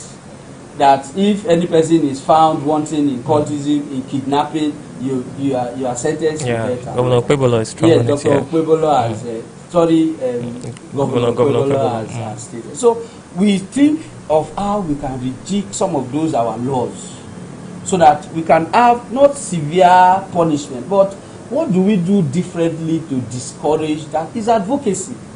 So we are using the grassroots to top approach to see how we can. I make bold to tell you that a lot of issues we have discouraged those calls. That when somebody is arrested as a result of cultism, they will call the governor and say, my child, your child. So what about the other person's child that was killed?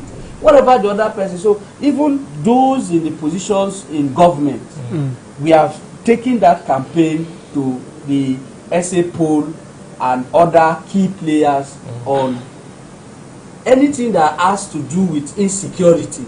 Please, there are limitations to it, because today it can be your time, tomorrow it can be your next. So we have been doing those campaigns. We would like to thank you so much, Dr. Proye, for coming in and having this discuss with us today. Before we go, you've really spoken a lot. We had thought maybe we'd leave you, and so you have a breather a little. But would you want to give your message to Bayelsans, to youths, to people who could help engender the peace initiative and the peace campaign you're carrying across Bayelsa State? Okay, first, following the EU and Search for Common Ground model, we identify that peace, anyhow you talk, my brother, now person where you don't believe food, then you talk peace. Don't be when hungry, the cash person. Now you go come talk, say, make we dey peaceful, It doesn't work that way. We must identify the drivers of poverty. Poverty is a basic problem. And for me, from the indices we are having, every day is even getting worse. So how do we solve this problem?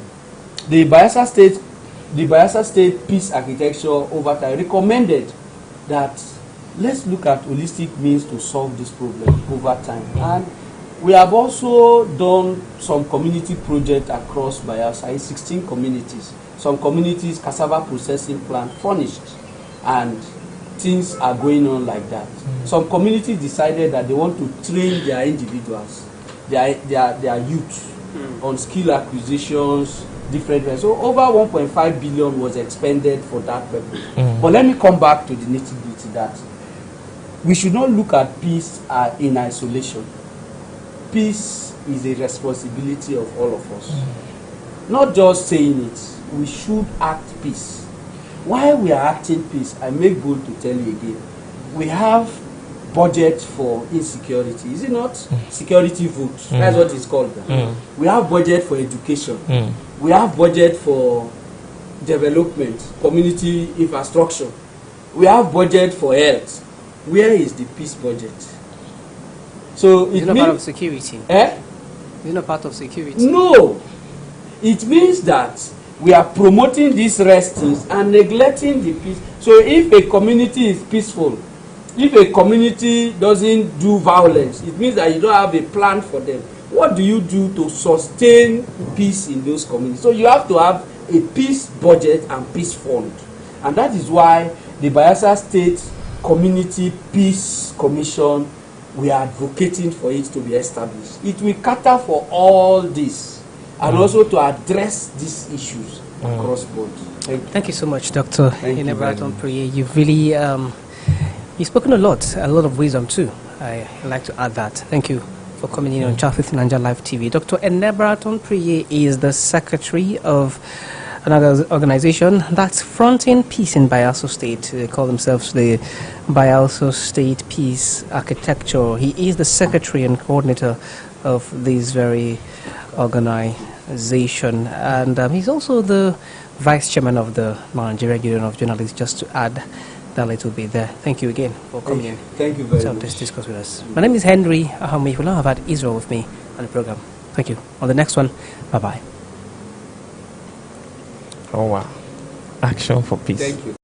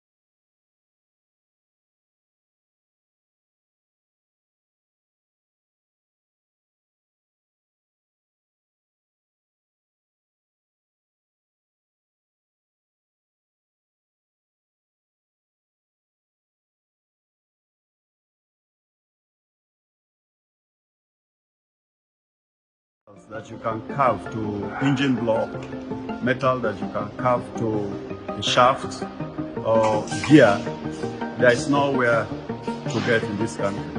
So a country that does not have a shop for metals to cut can never develop.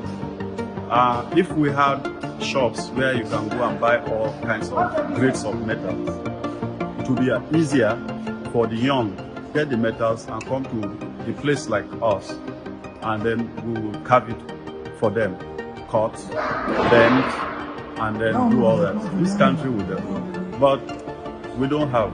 We have to look at China or any of those countries to bring those things to us. So that is the story of Nigeria.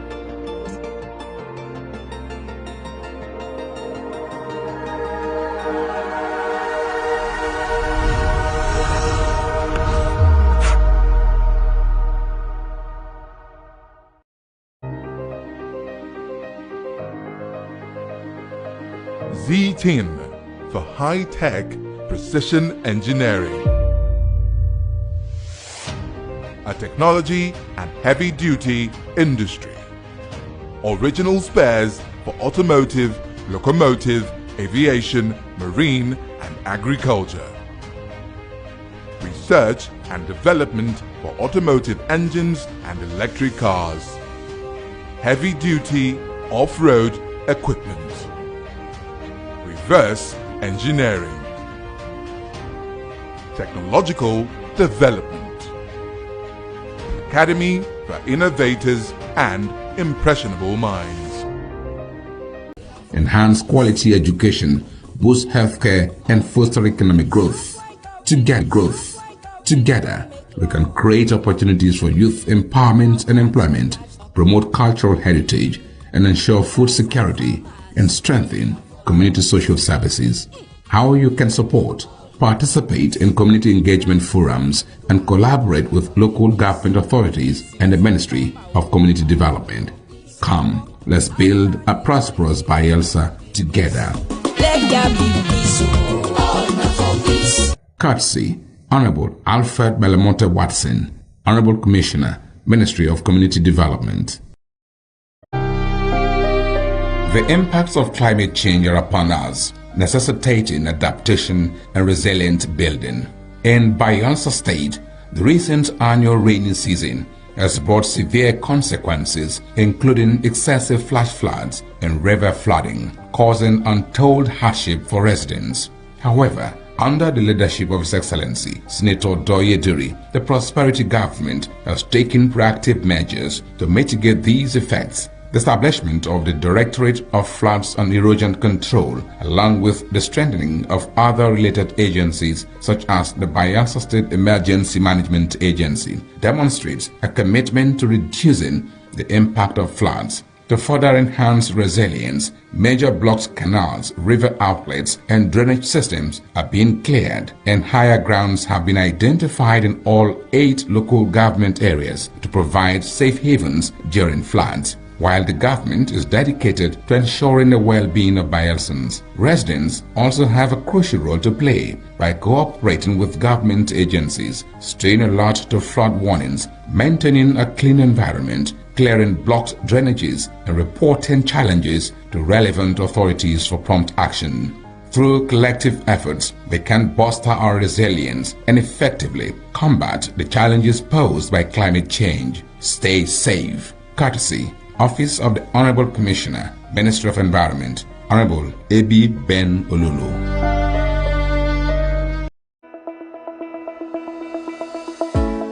Every ripple starts with a single drop. In Bayelsa, that drop is the Education Development Trust Fund Board (EDTF). From the moment a child sits down to a nutritious meal to the day a scientist steps into a brand new laboratory, EDTF is there, turning challenges into opportunities. 5,000 meals served daily in our model boarding secondary schools. Biological sciences laboratory equipment delivered to Niger Delta University. 1,000 teachers and school leaders trained with the British Council. Special education teachers graduating from Ignatius Ajuru University under EDTF. Scholarship research grants fueling innovation in our state-owned tertiary institutions. TVET, science labs, water facilities, culinary kitchens, and clinical labs springing up across Bayelsa. Vocational scaffolding trainings and a computer-based testing center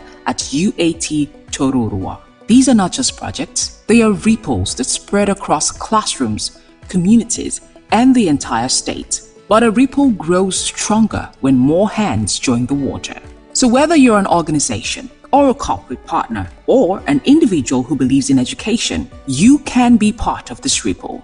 Support EDTF and help us expand Ripple. Donate, partner, or volunteer today. Together, let's transform our educational landscape. EDTF, building futures and putting smiles on faces.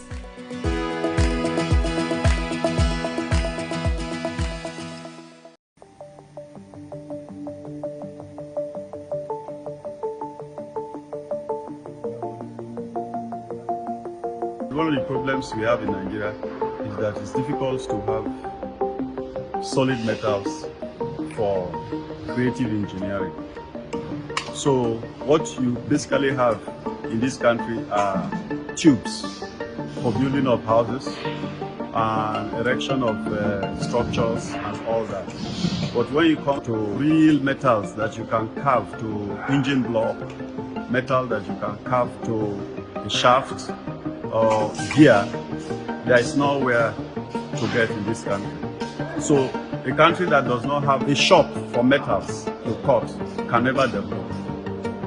If we had shops where you can go and buy all kinds of grades of metals, it would be easier for the young to get the metals and come to a place like us, and then we will carve it for them, cut, bend, and then do all that. This country will develop. But we don't have. We have to look at China or any of those countries to bring those things to us. So that is the story of Nigeria.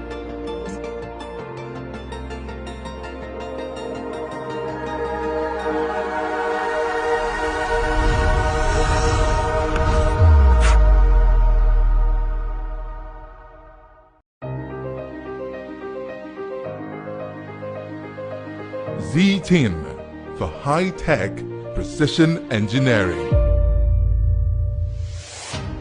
A technology and heavy-duty industry. Original spares for automotive, locomotive, aviation, marine and agriculture. Research and development for automotive engines and electric cars. Heavy-duty off-road equipment. Reverse engineering. Technological development. Academy for innovators and impressionable minds.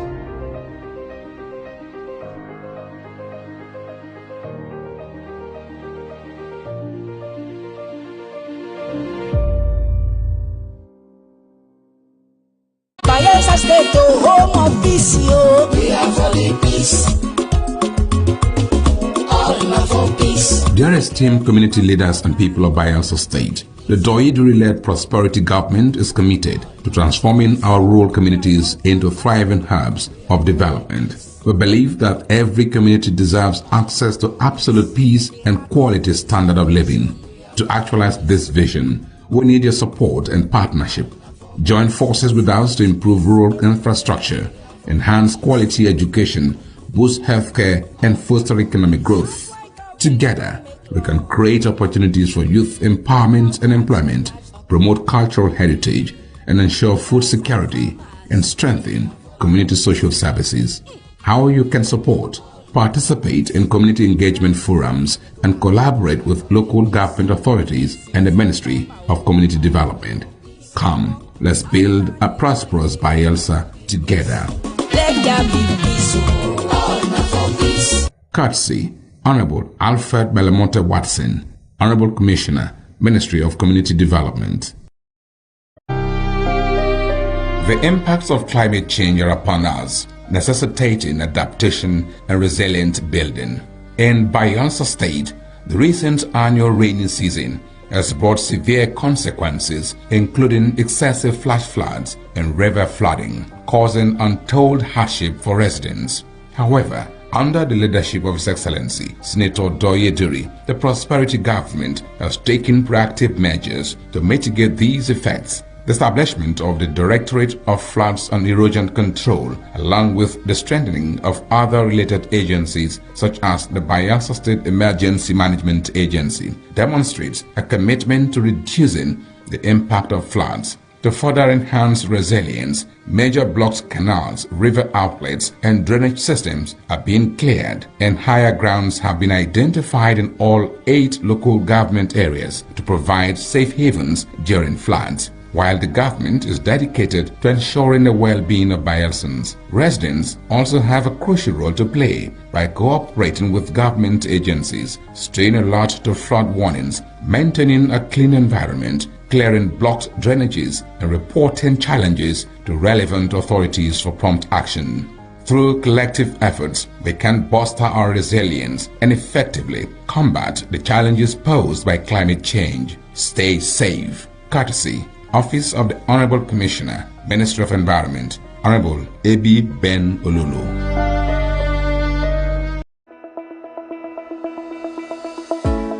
Every ripple starts with a single drop. In Bayelsa, that drop is the Education Development Trust Fund Board (EDTF). From the moment a child sits down to a nutritious meal to the day a scientist steps into a brand new laboratory, EDTF is there, turning challenges into opportunities. 5,000 meals served daily in our model boarding secondary schools. Biological sciences laboratory equipment delivered to Niger Delta University. 1,000 teachers and school leaders trained with the British Council. Special education teachers graduating from Ignatius Ajuru University under EDTF. Scholarship research grants fueling innovation in our state-owned tertiary institutions. TVET, science labs, water facilities, culinary kitchens, and clinical labs springing up across Bayelsa. Vocational scaffolding trainings and a computer-based testing center at UAT Tororua. These are not just projects, they are ripples that spread across classrooms, communities, and the entire state. But a ripple grows stronger when more hands join the water. So whether you're an organization, or a corporate partner, or an individual who believes in education, you can be part of this ripple. Support EDTF and help us expand Ripple. Donate, partner, or volunteer today. Together, let's transform our educational landscape. EDTF, building futures and putting smiles on faces.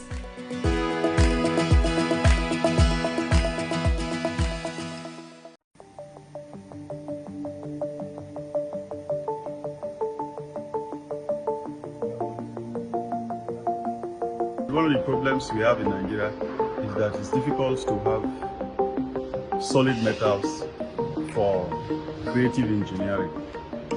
So what you basically have in this country are tubes for building of houses and erection of structures and all that. But when you come to real metals that you can carve to engine block, metal that you can carve to a shaft or gear, there is nowhere to get in this country. So a country that does not have a shop for metals to cut can never develop. If we had shops where you can go and buy all kinds of grades of metals, it would be easier for the young to get the metals and come to a place like us, and then we will carve it for them, cut, bend, and then do all that. This country will develop, but we don't have. We have to look at China or any of those countries to bring those things to us. So that is the story of Nigeria.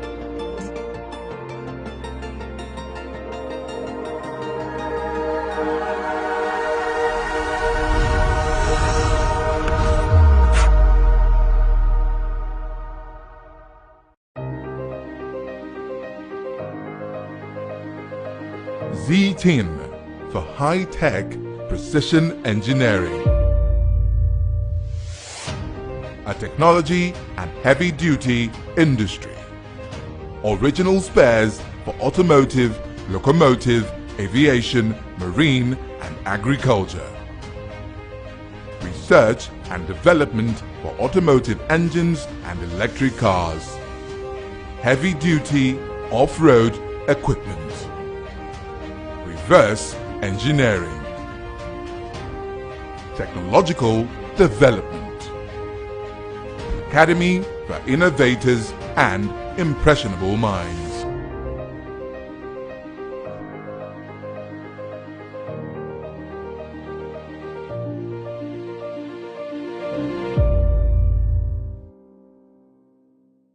Bayelsa State, home of peace, yo. We are for the peace. All for peace. Dear esteemed community leaders and people of Bayelsa State, the Doiduri-led prosperity government is committed to transforming our rural communities into thriving hubs of development. We believe that every community deserves access to absolute peace and quality standard of living. To actualize this vision, we need your support and partnership. Join forces with us to improve rural infrastructure, enhance quality education, boost healthcare, and foster economic growth. Together, we can create opportunities for youth empowerment and employment, promote cultural heritage, and ensure food security and strengthen community social services. How you can support: participate in community engagement forums and collaborate with local government authorities and the Ministry of Community Development. Come, let's build a prosperous Bayelsa together. Let there be peace, all for peace. Courtesy, Honorable Alfred Belamonte Watson, Honorable Commissioner, Ministry of Community Development. The impacts of climate change are upon us, necessitating adaptation and resilient building. In Bayelsa State, the recent annual rainy season has brought severe consequences, including excessive flash floods and river flooding, causing untold hardship for residents. However, under the leadership of His Excellency Senator Doiduri, the prosperity government has taken proactive measures to mitigate these effects. The establishment of the Directorate of Floods and Erosion Control, along with the strengthening of other related agencies such as the Bayelsa State Emergency Management Agency, demonstrates a commitment to reducing the impact of floods. To further enhance resilience, major blocked canals, river outlets, and drainage systems are being cleared, and higher grounds have been identified in all 8 local government areas to provide safe havens during floods. While the government is dedicated to ensuring the well-being of Bayelsans, residents also have a crucial role to play by cooperating with government agencies, staying alert to flood warnings, maintaining a clean environment, clearing blocked drainages, and reporting challenges to relevant authorities for prompt action. Through collective efforts, they can bolster our resilience and effectively combat the challenges posed by climate change. Stay safe. Courtesy, Office of the Honorable Commissioner, Ministry of Environment, Honorable A.B. Ben Olulu.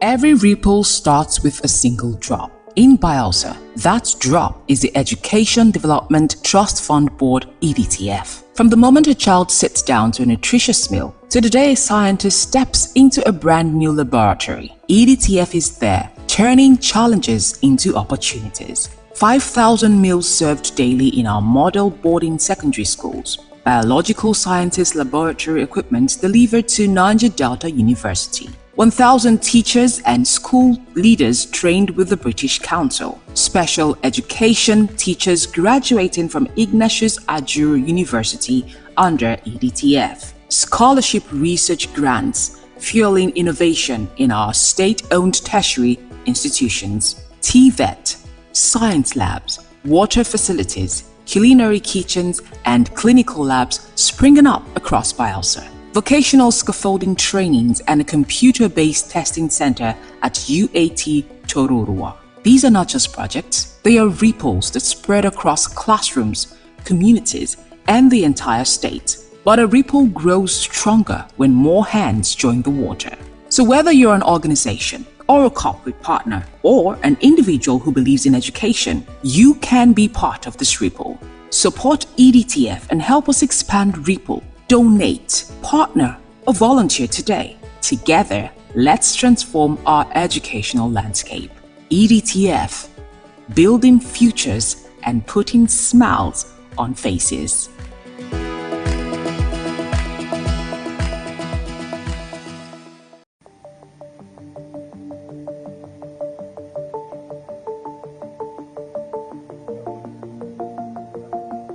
One of the problems we have in Nigeria is that it's difficult to have solid metals for creative engineering.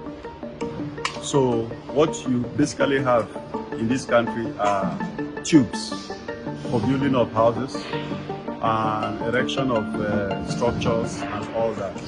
But when you come to real metals that you can carve to engine block, metal that you can carve to a shaft or gear, there is nowhere to get in this country.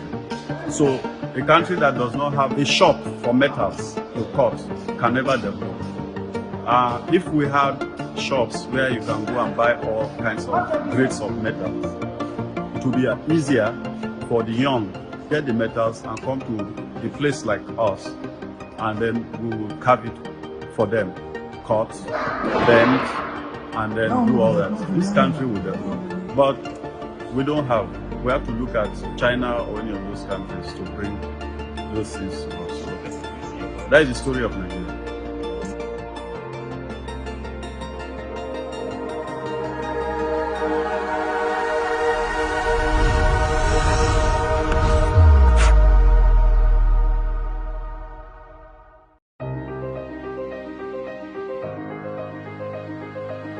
Z10 for high-tech precision engineering. A technology and heavy-duty industry. Original spares for automotive, locomotive, aviation, marine and agriculture. Research and development for automotive engines and electric cars. Heavy-duty off-road equipment. Reverse engineering. Technological development. Academy for innovators and impressionable minds.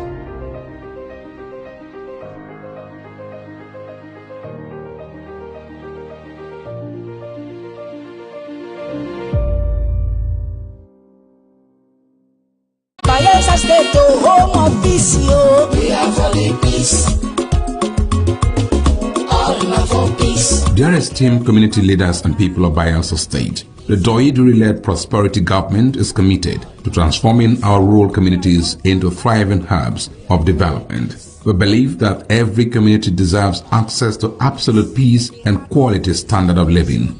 To actualize this vision, we need your support and partnership.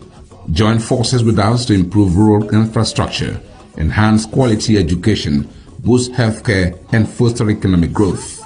Together, we can create opportunities for youth empowerment and employment, promote cultural heritage, and ensure food security and strengthen community social services. How you can support: participate in community engagement forums and collaborate with local government authorities and the Ministry of Community Development. Come, let's build a prosperous Bayelsa together. Let there be peace, all for peace. Courtesy Honorable Alfred Belamonte Watson, Honorable Commissioner, Ministry of Community Development. The impacts of climate change are upon us, necessitating adaptation and resilient building. In Bayelsa State, the recent annual rainy season has brought severe consequences, including excessive flash floods and river flooding, causing untold hardship for residents. However, under the leadership of His Excellency, Senator Doyeduri, the prosperity government has taken proactive measures to mitigate these effects. The establishment of the Directorate of Floods and Erosion Control, along with the strengthening of other related agencies such as the Bayelsa State Emergency Management Agency, demonstrates a commitment to reducing the impact of floods. To further enhance resilience, major blocks, canals, river outlets, and drainage systems are being cleared, and higher grounds have been identified in all 8 local government areas to provide safe havens during floods. While the government is dedicated to ensuring the well-being of Bayelsans, residents also have a crucial role to play by cooperating with government agencies, staying alert to flood warnings, maintaining a clean environment, clearing blocked drainages, and reporting challenges to relevant authorities for prompt action. Through collective efforts, we can bolster our resilience and effectively combat the challenges posed by climate change. Stay safe. Courtesy, Office of the Honorable Commissioner, Ministry of Environment, Honorable A.B. Ben Olulu.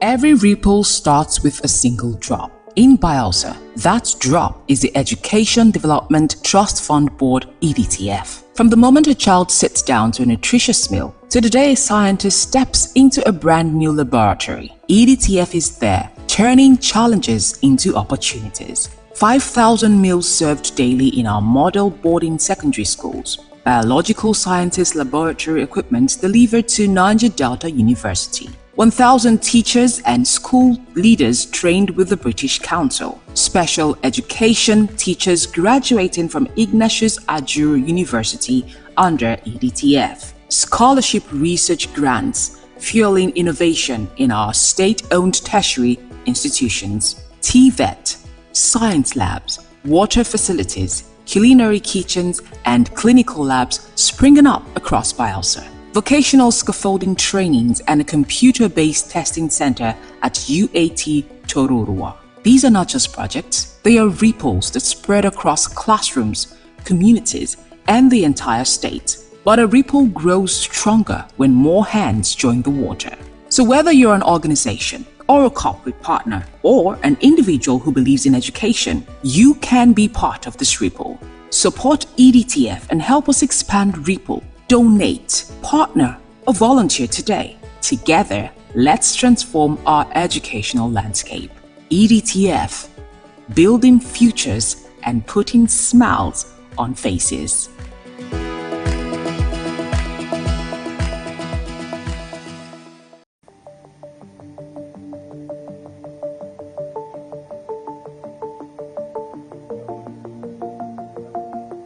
One of the problems we have in Nigeria is that it's difficult to have solid metals for creative engineering.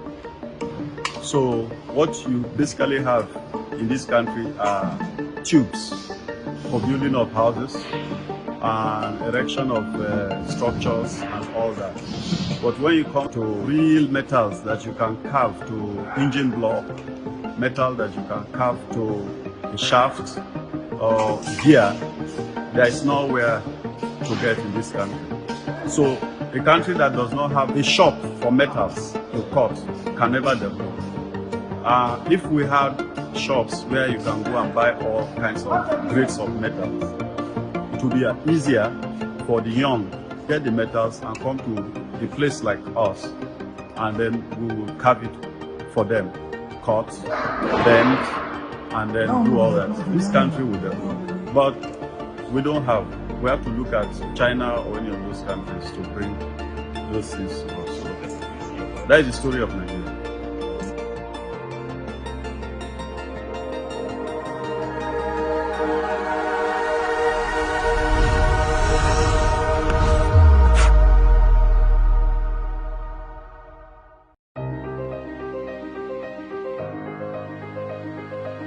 Z10 for high-tech precision engineering. A technology and heavy-duty industry. Original spares for automotive, locomotive, aviation, marine, and agriculture. Research and development for automotive engines and electric cars. Heavy-duty off-road equipment. Reverse engineering. Technological development.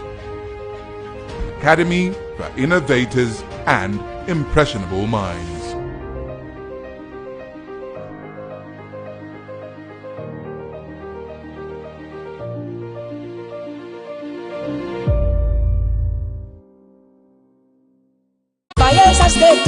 home of peace, yo. We are for the peace. All are for peace. Dear esteemed community leaders and people of Bayelsa State, the Doiduri-led prosperity government is committed to transforming our rural communities into thriving hubs of development. We believe that every community deserves access to absolute peace and quality standard of living. To actualize this vision, we need your support and partnership. Join forces with us to improve rural infrastructure, enhance quality education, boost healthcare, and foster economic growth. Together, we can create opportunities for youth empowerment and employment, promote cultural heritage, and ensure food security and strengthen community social services.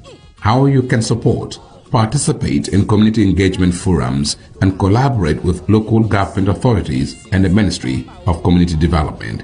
Come, let's build a prosperous Bayelsa together. Let there be peace, all for peace. Courtesy, Honorable Alfred Belamonte Watson, Honorable Commissioner, Ministry of Community Development. The impacts of climate change are upon us, necessitating adaptation and resilient building. In Bayelsa State, the recent annual rainy season has brought severe consequences, including excessive flash floods and river flooding, causing untold hardship for residents. However, under the leadership of His Excellency, Senator Doyeduri, the prosperity government has taken proactive measures to mitigate these effects. The establishment of the Directorate of Floods and Erosion Control, along with the strengthening of other related agencies such as the Bayelsa State Emergency Management Agency, demonstrates a commitment to reducing the impact of floods. To further enhance resilience, major blocked canals, river outlets, and drainage systems are being cleared, and higher grounds have been identified in all 8 local government areas to provide safe havens during floods. While the government is dedicated to ensuring the well-being of Bayelsans, residents also have a crucial role to play by cooperating with government agencies, staying alert to flood warnings, maintaining a clean environment, clearing blocked drainages, and reporting challenges to relevant authorities for prompt action. Through collective efforts, we can bolster our resilience and effectively combat the challenges posed by climate change. Stay safe. Courtesy, Office of the Honorable Commissioner, Ministry of Environment, Honorable A.B. Ben Olulu.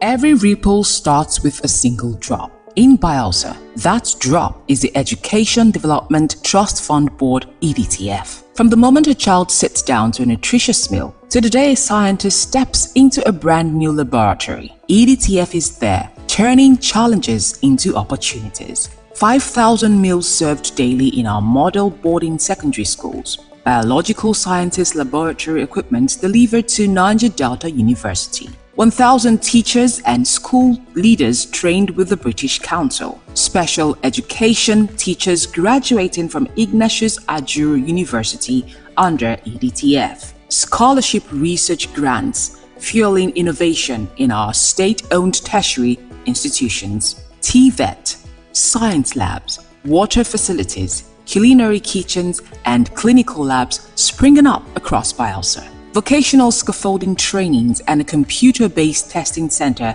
at UAT Tororua. These are not just projects, they are ripples that spread across classrooms, communities, and the entire state. But a ripple grows stronger when more hands join the water.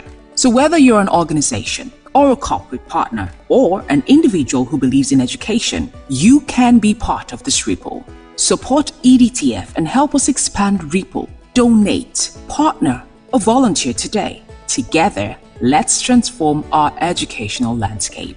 EDTF, building futures and putting smiles on faces.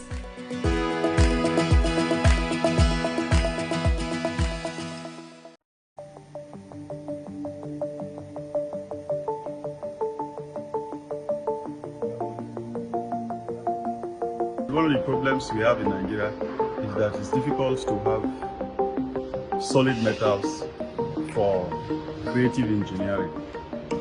So what you basically have in this country are tubes, for building of houses and erection of structures and all that.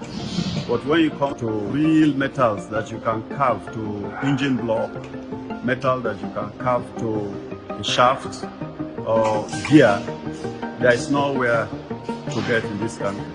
So a country that does not have a shop for metals to cut can never develop. If we had shops where you can go and buy all kinds of grades of metals, it would be easier for the young to get the metals and come to a place like us, and then we will carve it for them, cut, bend, and then do all that. This country will develop. But we don't have. We have to look at China or any of those countries to bring those things to us. So that is the story of Nigeria.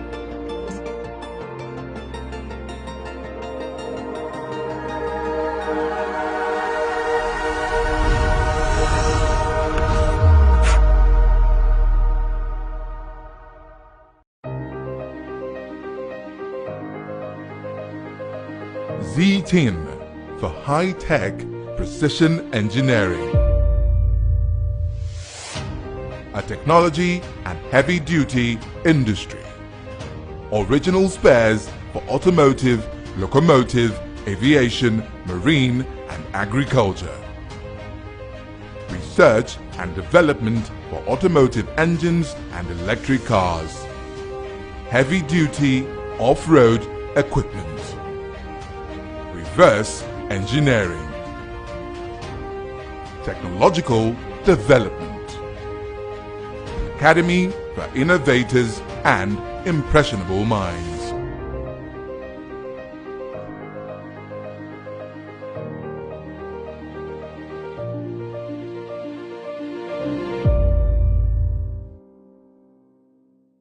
Bayelsa State, home of peace, yo. We are for the peace.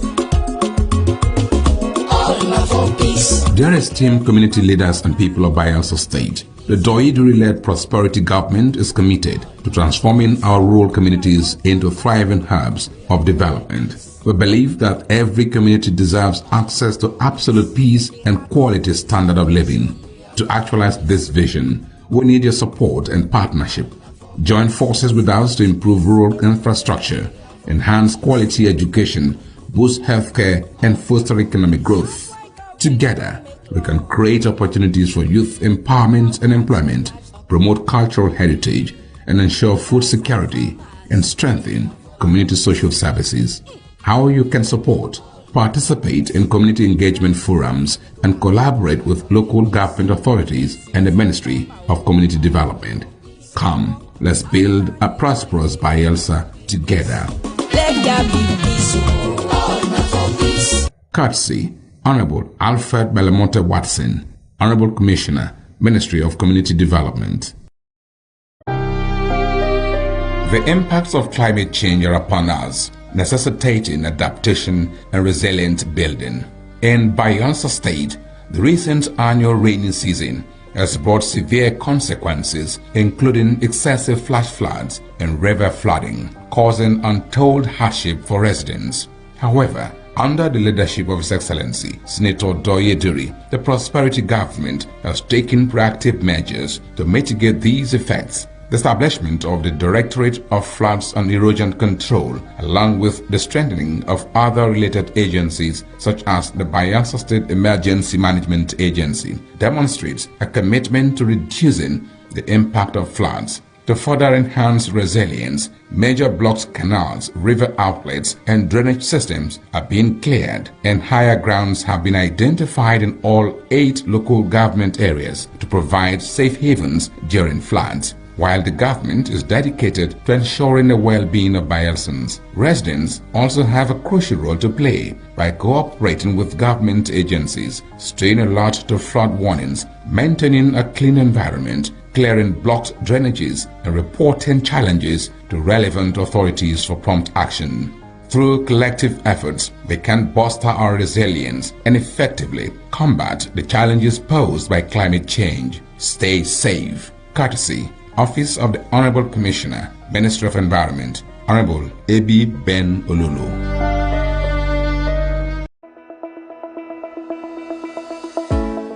Every ripple starts with a single drop. In Bielsa, that drop is the Education Development Trust Fund Board EDTF. From the moment a child sits down to a nutritious meal to the day a scientist steps into a brand new laboratory, EDTF is there, turning challenges into opportunities. 5,000 meals served daily in our model boarding secondary schools. Biological sciences laboratory equipment delivered to Niger Delta University. 1,000 teachers and school leaders trained with the British Council. Special education teachers graduating from Ignatius Ajuru University under EDTF. Scholarship research grants fueling innovation in our state-owned tertiary institutions. TVET, science labs, water facilities, culinary kitchens, and clinical labs springing up across Bielsa. Vocational scaffolding trainings and a computer-based testing center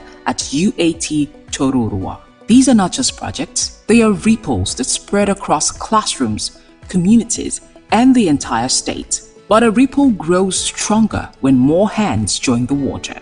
So whether you're an organization, or a corporate partner, or an individual who believes in education, you can be part of this ripple.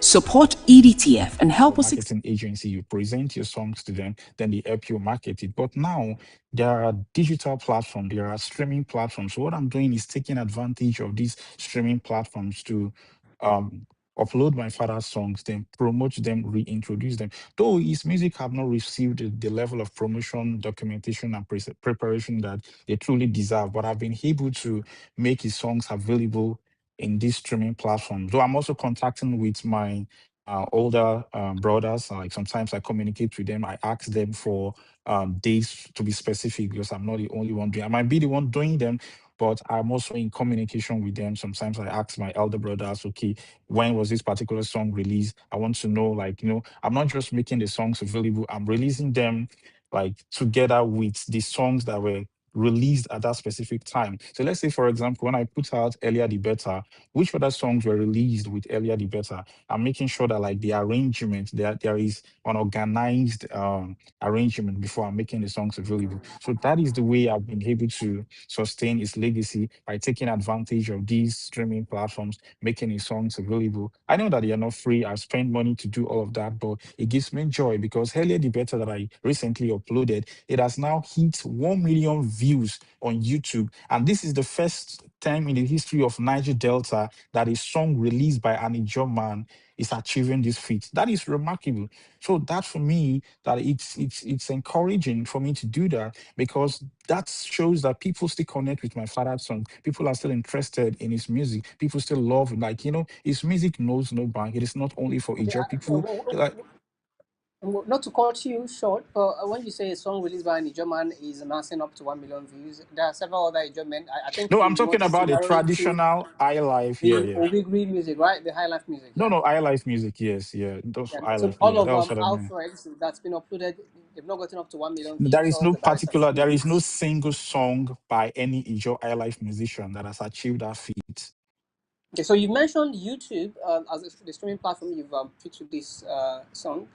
How about Spotify and No, the home plays? Are you uploading on those ones too? yeah, I'm making use of YouTube, YouTube, Spotify, Apple Music. So if you search for his name, you'll be able to have access to his songs in different You streaming simply platforms. search Echo or You his just full put name. echo to Ikumo. You just put echo to Ikumo, then it automatically brings out where his songs are available. Apple Music, Spotify, Audio Music, Okay, uh, let's and broaden every other. this, please, Okay. Mr. Brown.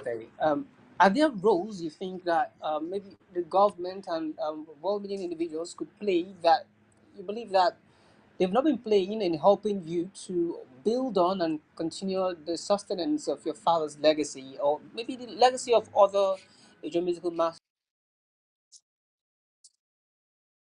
Yeah, I strongly believe that there is a role the government and the leadership of the Ijaw nation could play in sustaining and preserving the music of not just my father, but every other musician who introduced the Ijaw nation to the world through their music. When the Niger Delta struggle became intensely tough, there were a lot of musicians who capitalized on their creativity to embark on artistic activism.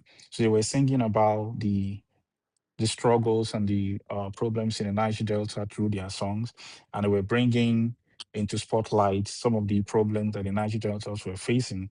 So some of them have gone, like King Robert Ibizimo, Rex Lawson. Like, I have seen from my personal observation. I'm speaking from my personal observation that they are not receiving the level of promotion, the level of documentation that they truly deserve. That's, I don't know if anybody will be able to do something about it, because they've been able, my father have been able to preserve his culture through his music. He sang about the struggles of the Niger Delta. There was one particular time, even the Ijaws in Ondo State were considered minority, and he challenged that through his musical creativity by embarking on artistic activism. So he was singing about like what we were facing as a people in the region. So it is essential that it deserves that kind of promotion. So it is essential that people pay attention to what these musicians have done, then promote them, preserve their culture, then let the upcoming generation learn about what they have done. Because now people sing music and it's mostly about, eulogy, they sing praises of people, which I'm not saying is not completely bad, but there was a time that music was centered on just passing a message.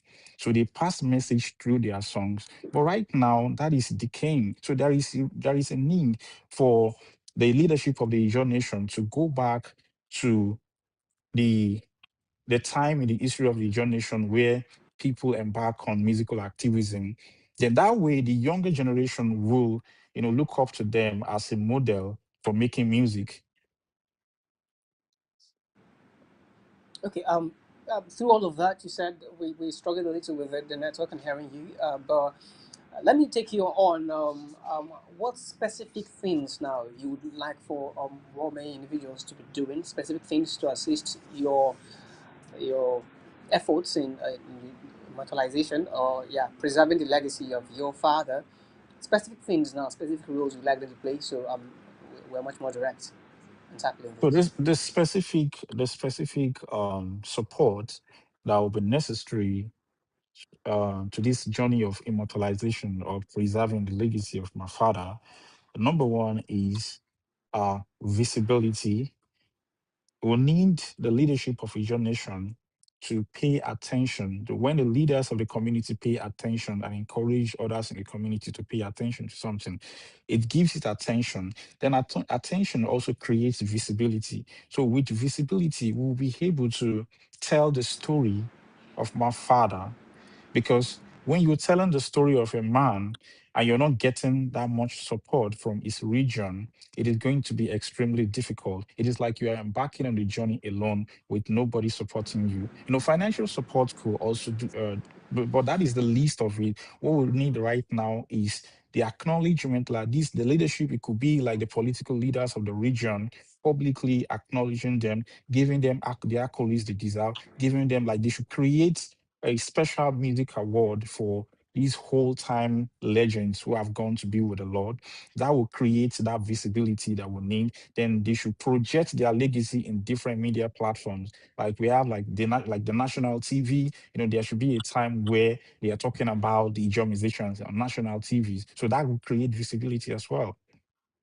So that those are the kind of specific supports that I think that are necessary for my father's legacy.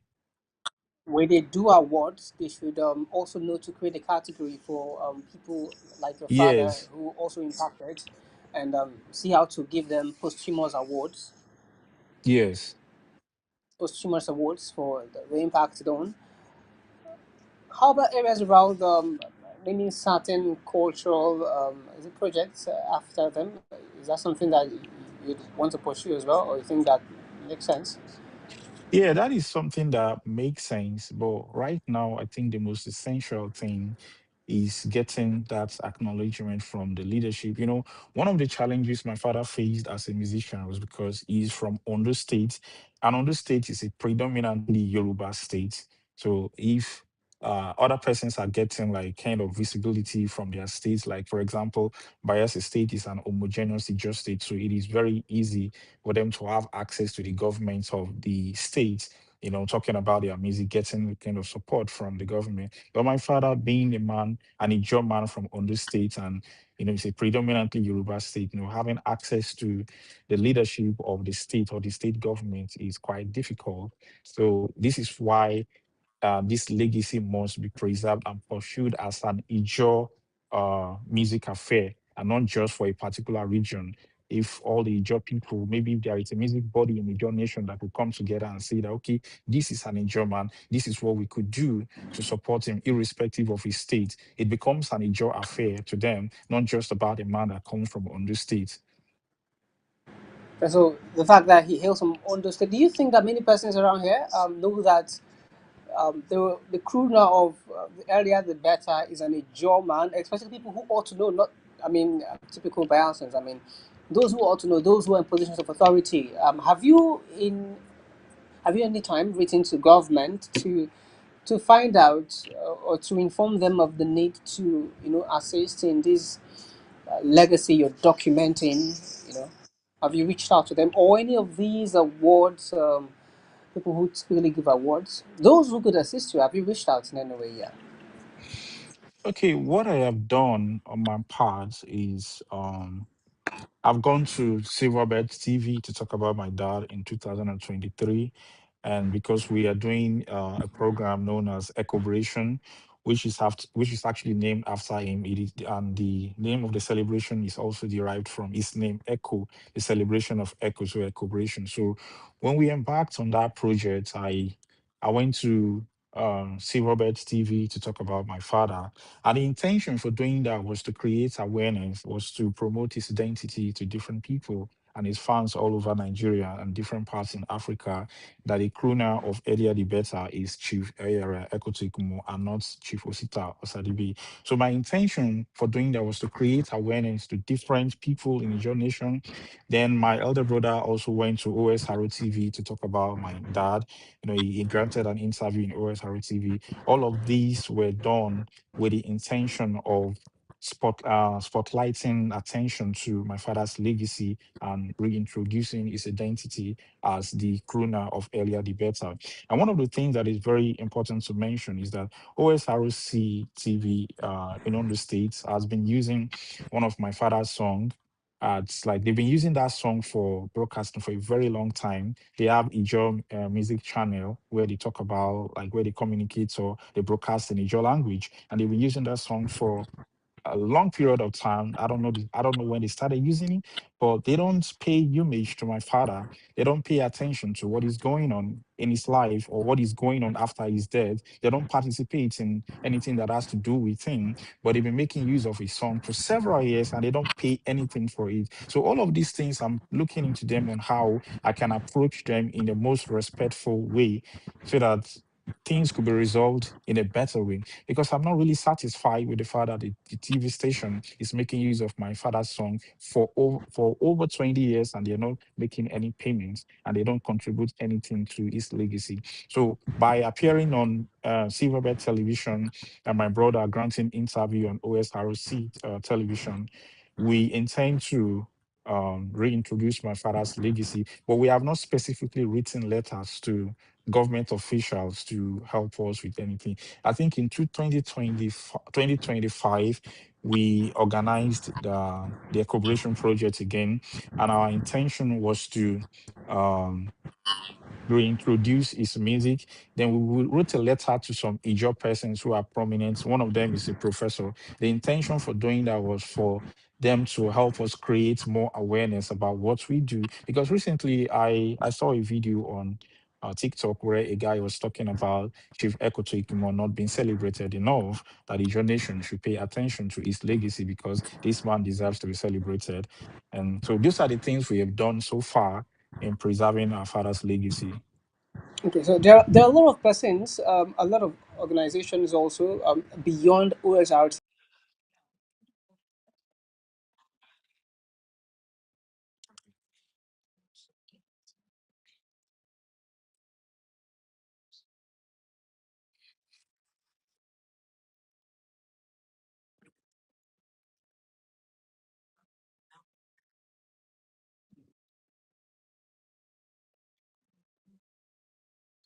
I think this largely depends on the decision of the overall family. I'm just one of his sons, so I cannot on my own make unilaterally decide what I want to do when it comes to filing any form of lawsuit.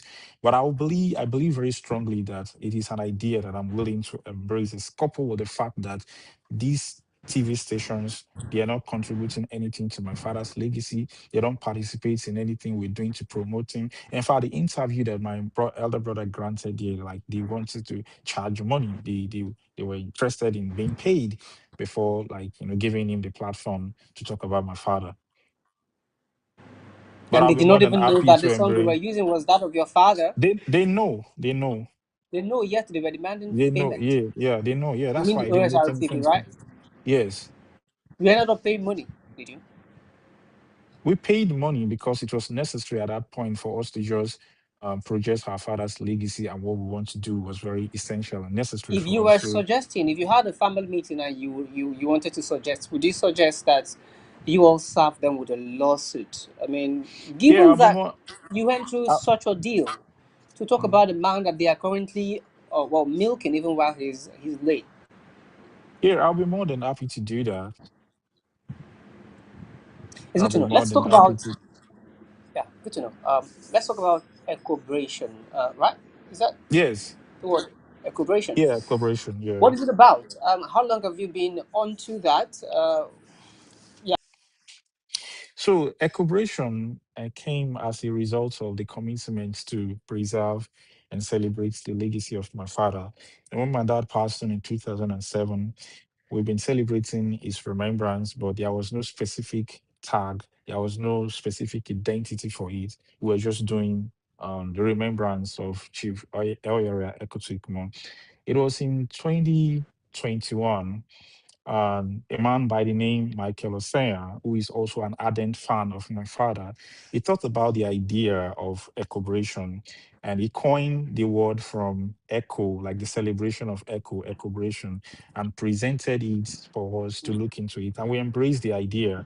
And since then, we've been celebrating it, and we have also incorporated noble tradition to speak directly to the needs and talents of our people. There is swimming competition, and there is boat regatta. So we intend to promote swimming talents in the community through this platform, and that is why we decided to incorporate that swimming competition into a collaboration. So we reward them, and this is just merely to encourage the swimming talents in our It's a region, talent because hunt we know, kind of too. yes, it's yeah, talents, yeah, exactly. So the boat regatta is just opportunity for our people to showcase our beautiful culture to the world. These are some of the things we do. Then we also have an collaboration medical outreach. So every year when we organize the program, we give out free medical checkup, blood pressure medication, and just to elderly people in order to help them. So it's more like the celebration of a legacy, and also a community outreach, like a community service, and providing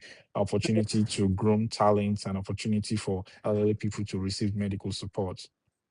Do you do this in Arubo, I mean in Ondo State, or do you do it here in Bayelsa State? Or, I No, we mean, do it. We Echo is from Arobo town, so we do it in Arobo. And there okay. are videos on YouTube. If you type Equilibration, you're going to see some of those videos, including So, I mean, you don't have plans to extend beyond the Ijaw communities in Ondo State, so maybe include those of River State and Bayelsa State, or perhaps even scale it up a little. Even if you do that of Arubo, you still come to Bayelsa, and they call it the Jerusalem of the Ijaw nation, right? yeah, And yeah. also do something, yeah. Do you not think that would make him to be much more pronounced, and people to also know that yes, this person, it feels as though you're celebrating him where well, you're a minority, many would say, in Ondo State, and celebrating him there might not exactly get the publicity that you deserve, especially because you're surrounded by those who are not exactly speaking the same language as yourself.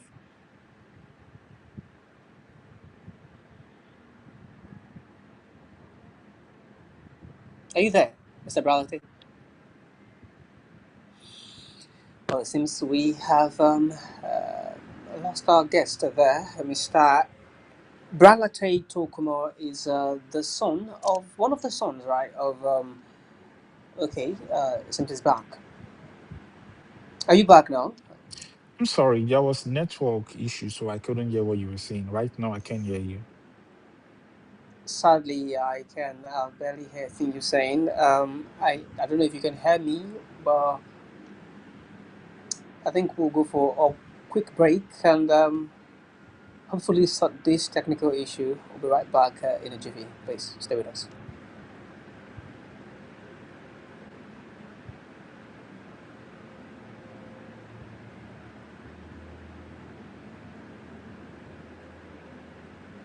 I can hear you. I can hear you, but like I don't know if you can hear me. I believe very strongly that involving others will expand what we are doing. We've thought about the idea. I've discussed with some other persons. I have met with some people on how we can do it in a way that there will be different celebration for Echo to Ikomo across the Niger Delta 9 states and not just in Arubo. We're working towards achieving that goal, and we'll be making plans to ensure that a proper celebration is given to him in these respective Niger Delta states. And I believe that having Echo celebrated in a place like Bayelsa will give so much visibility and volume to what we're doing because that is an homogeneous Ijaw state. And that will, of course, contribute significantly to the journey of reintroducing my father to the world. So I believe by embarking on that, we'll be able to expand what we're doing and we are planning towards achieving that. Can you hear me?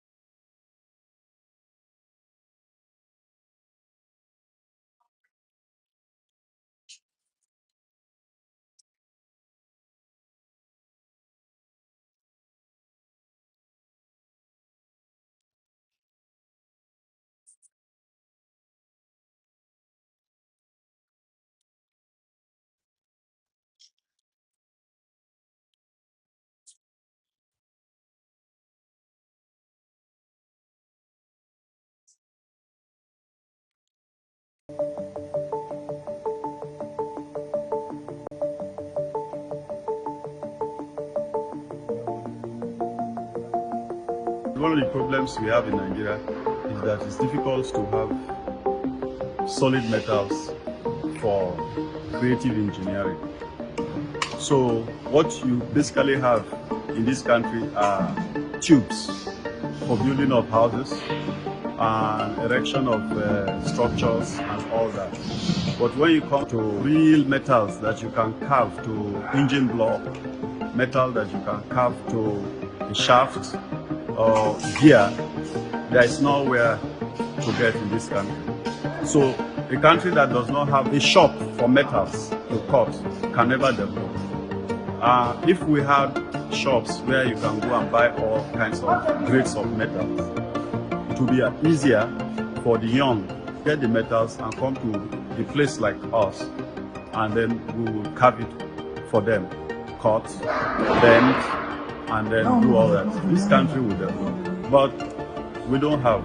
We have to look at China or any of those countries to bring those things to us. So that is the story of Nigeria.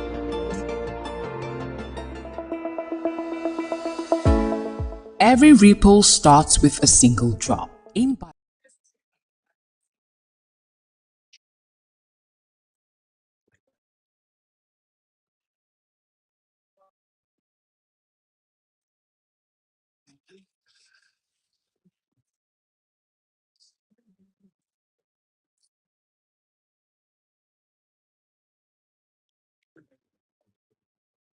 Yes. Yeah, I had asked the question. Why you do this in Ondo State? I mean, yes, they just speak in communities in Ondo State, but do you not think it would make for more impact, a bigger impact, if you do this in uh, where they like to call the Jerusalem of the Ijaw nation, of the central point of the Ijaw nation, headquarters maybe of the Ijaw nation, where you're likely to get.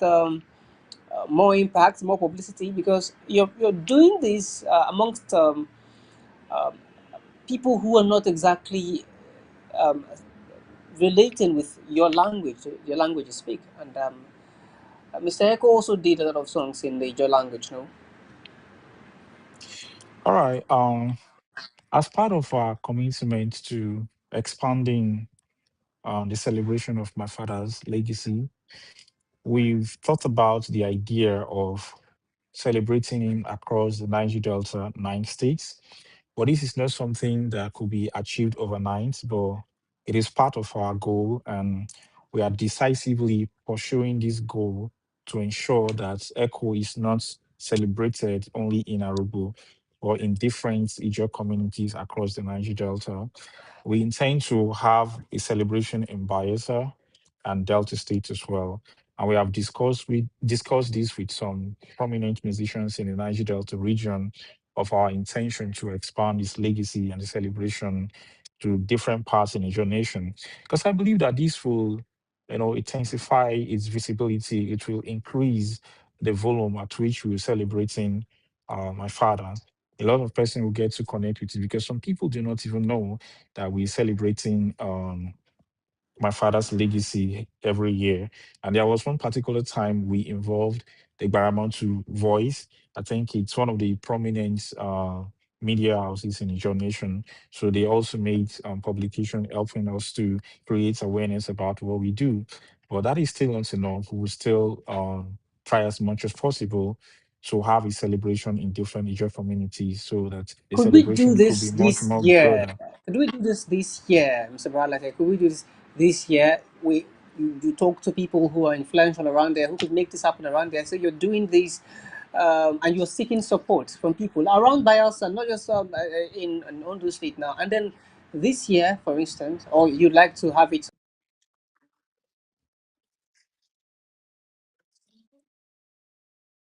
would feel like so they really want to get to know um, um, your father posthumously better, and maybe somewhere like Bayelsa or Delta, but most importantly Bayelsa State, would make for that to happen. So, are we looking at that anytime soon? This plan Yeah, of yours to use to big Niger Delta 10 is it anytime soon? yeah, that will happen anytime soon because we started this journey of expansion recently, I think in 2025, because we have seen that it is important to have these events in different parts of the Asian nation, and that will, of course, increase the visibility that we need for it. For this year, what I've been doing this year now, we have officially published a website for my father. So the intention for creating that music legacy website just so that when people Google his name, they get to see information about his musical journey. They get to see who is the person behind Earlier the Better. So these informations are very significant online because we did it as part of our responsibility to protect our father's identity and to reclaim what is his because most of his songs are attributed to different other persons, which is not nice at all. So it's one of the things we're doing, and we'll definitely collaborate with some other persons who are willing to work with us. And this a cooperation, whatever we've been doing to celebrate our father, have been significantly sustained by the family. Yes, we've received some, external support, but that is like 5% of what we do. The 90% of it is done by the family of Chief Ekoto Ikumo. Okay, so if I go on Facebook right now and search for Echo, would I find a page? Or if I go on TikTok and Instagram and search for your late father, would I find a page that is run by you, but on his behalf? Maybe that also has snippets of songs released by him. Yes, if you go to Facebook and you type Chief Ekoto Ikumo, you're going to see a page that is dedicated to him and that is run by me. If you go to Instagram, you see the same. If you go to what's it called, TikTok, you're going to see a page dedicated to my father. If you go to Google, you're going to see a profile. You're going to see his website, and you get more information about him. And if you go different streaming platforms like Apple Music, Spotify, Pandora, Amazon Music, you name it, all streaming platforms, his songs are available. There is no streaming platform you will go to that you will not see my father's song. Okay, so back to equilibration. On the States, yeah. Some of the events, some of the items, some of the things people will be expecting that they include medical outreach and boat regatta and some other cultural Yeah, stuff. swimming When competition. exactly is that happening? When exactly is that So happening? Equilibration, it's February 18th of every year, because February. February 18th, that was the Okay, day so he you've done that passed of on. this year. Yeah, this year I was not able to participate in the process of it. I lost my mom, and I did my mom's burial on December. So the subsequent, like, it was too close to the time I buried my mom.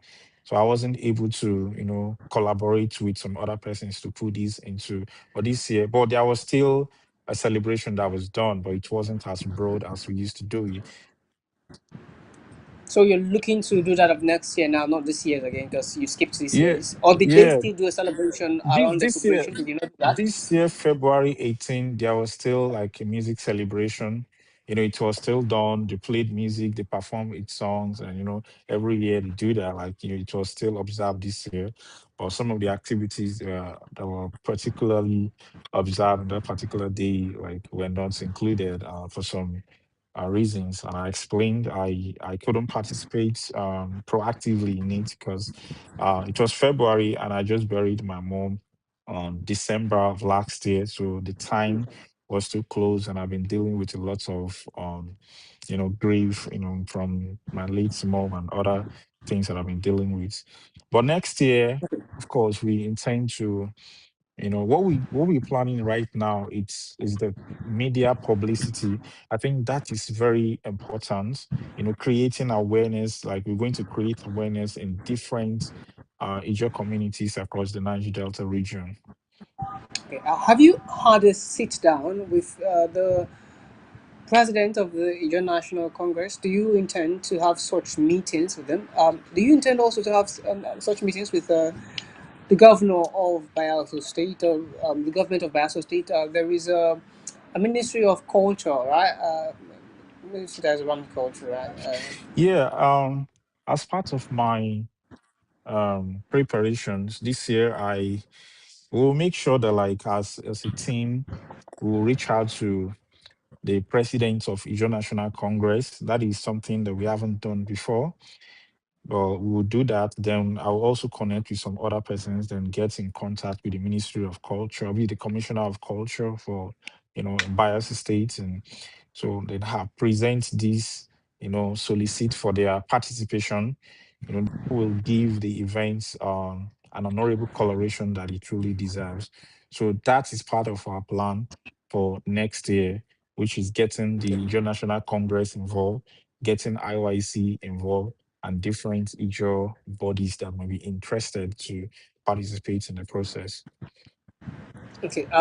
If you had a sit down with the governor of Bayelsa State regarding the legacy of your father, what would you tell him to do, or what would you like him to do?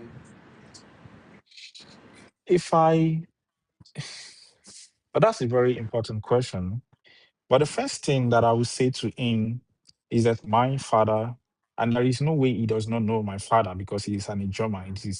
It's internally impossible for him not to know my father. I will just emphasize on the need for the leadership of Ijaw Nation to give essential support to promote my father's legacy.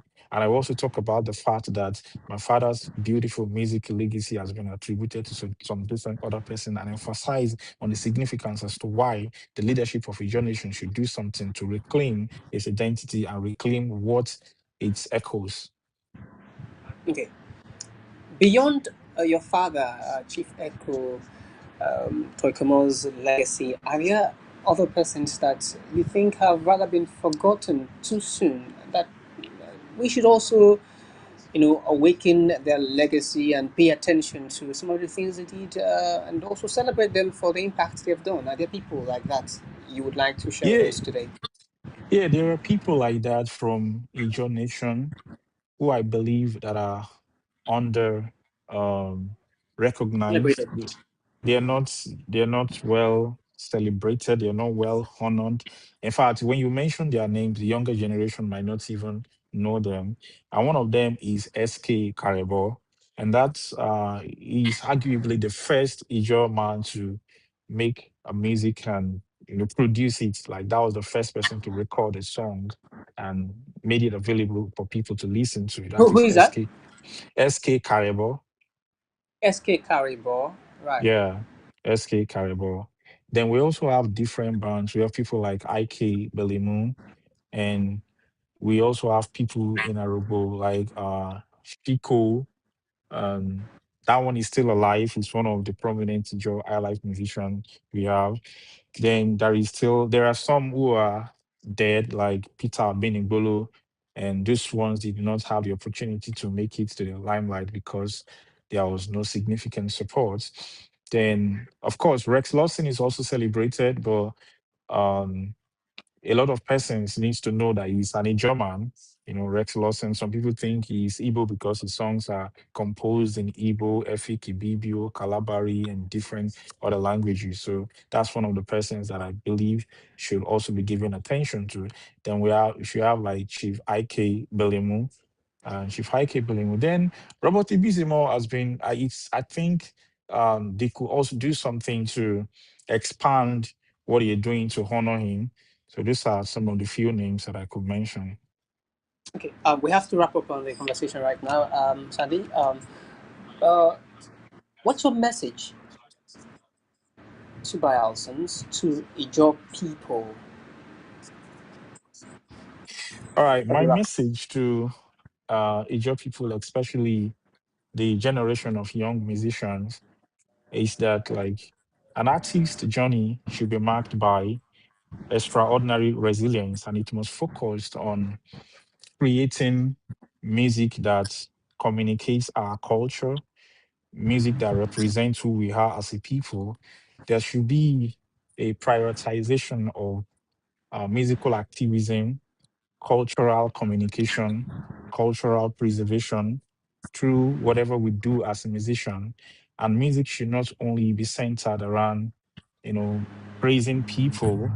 I believe it is important to praise people for what they've contributed to the society, but it is important to combine information and music, then you're going to have like an infotainment. So you could entertain people and as well as informing them. So there is an urgent need for the musician in a nation to prioritize um, cultural communication through their message, because music can be preserved through culture can be preserved through music, and music can be preserved through culture. These are very essential things. So the young generation of musicians and the Joe people as a whole should not forget that there are people that lay the foundation for what they have right now, and they must express their commitment to ensuring that they respect their legacy, they promote their legacy, they talk about them, and they follow their style.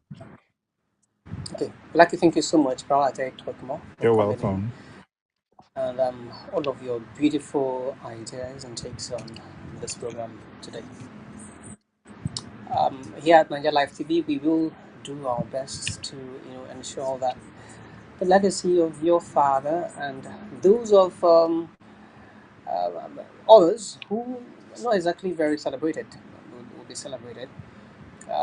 We wish you all the very best, all of the best, in your quest to ensure that your father, his legacy is, celebrated, and we wish you all the best, like I said. And again, thank you for coming. You're welcome. Thank you for having me. I think Saint is raising his hands. Maybe he wants to ask a question.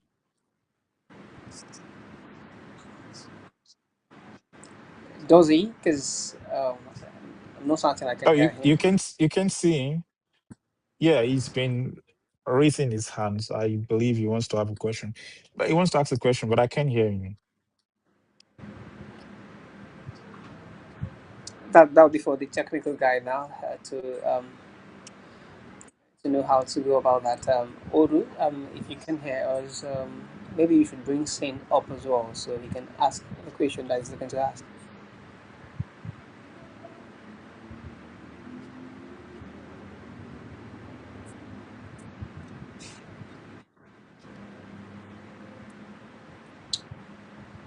Oh, that doesn't seem to be forthcoming. So,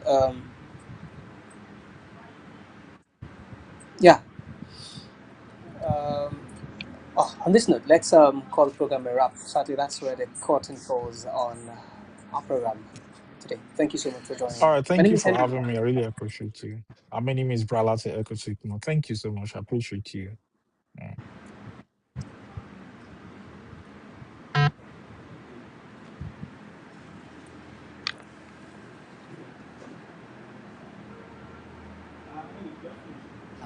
That drop is the Education Development Trust Fund Board EDTF. From the moment a child sits down to a nutritious meal to the day a scientist steps into a brand new laboratory, EDTF is there, turning challenges into opportunities. 5,000 meals served daily in our model boarding secondary schools. Biological sciences laboratory equipment delivered to Niger Delta University. 1,000 teachers and school leaders trained with the British Council. Special education teachers graduating from Ignatius Ajuru University under EDTF. Scholarship research grants fueling innovation in our state-owned tertiary institutions. TVET, science labs, water facilities, culinary kitchens, and clinical labs springing up across Bielsa. Vocational scaffolding trainings and a computer-based testing center at UAT Tororua. These are not just projects, they are ripples that spread across classrooms, communities, and the entire state. But a ripple grows stronger when more hands join the water. So whether you're an organization, or a corporate partner, or an individual who believes in education, you can be part of this ripple. Support EDTF and help us expand Ripple. Donate, partner, or volunteer today. Together, let's transform our educational landscape. EDTF, building futures and putting smiles on faces.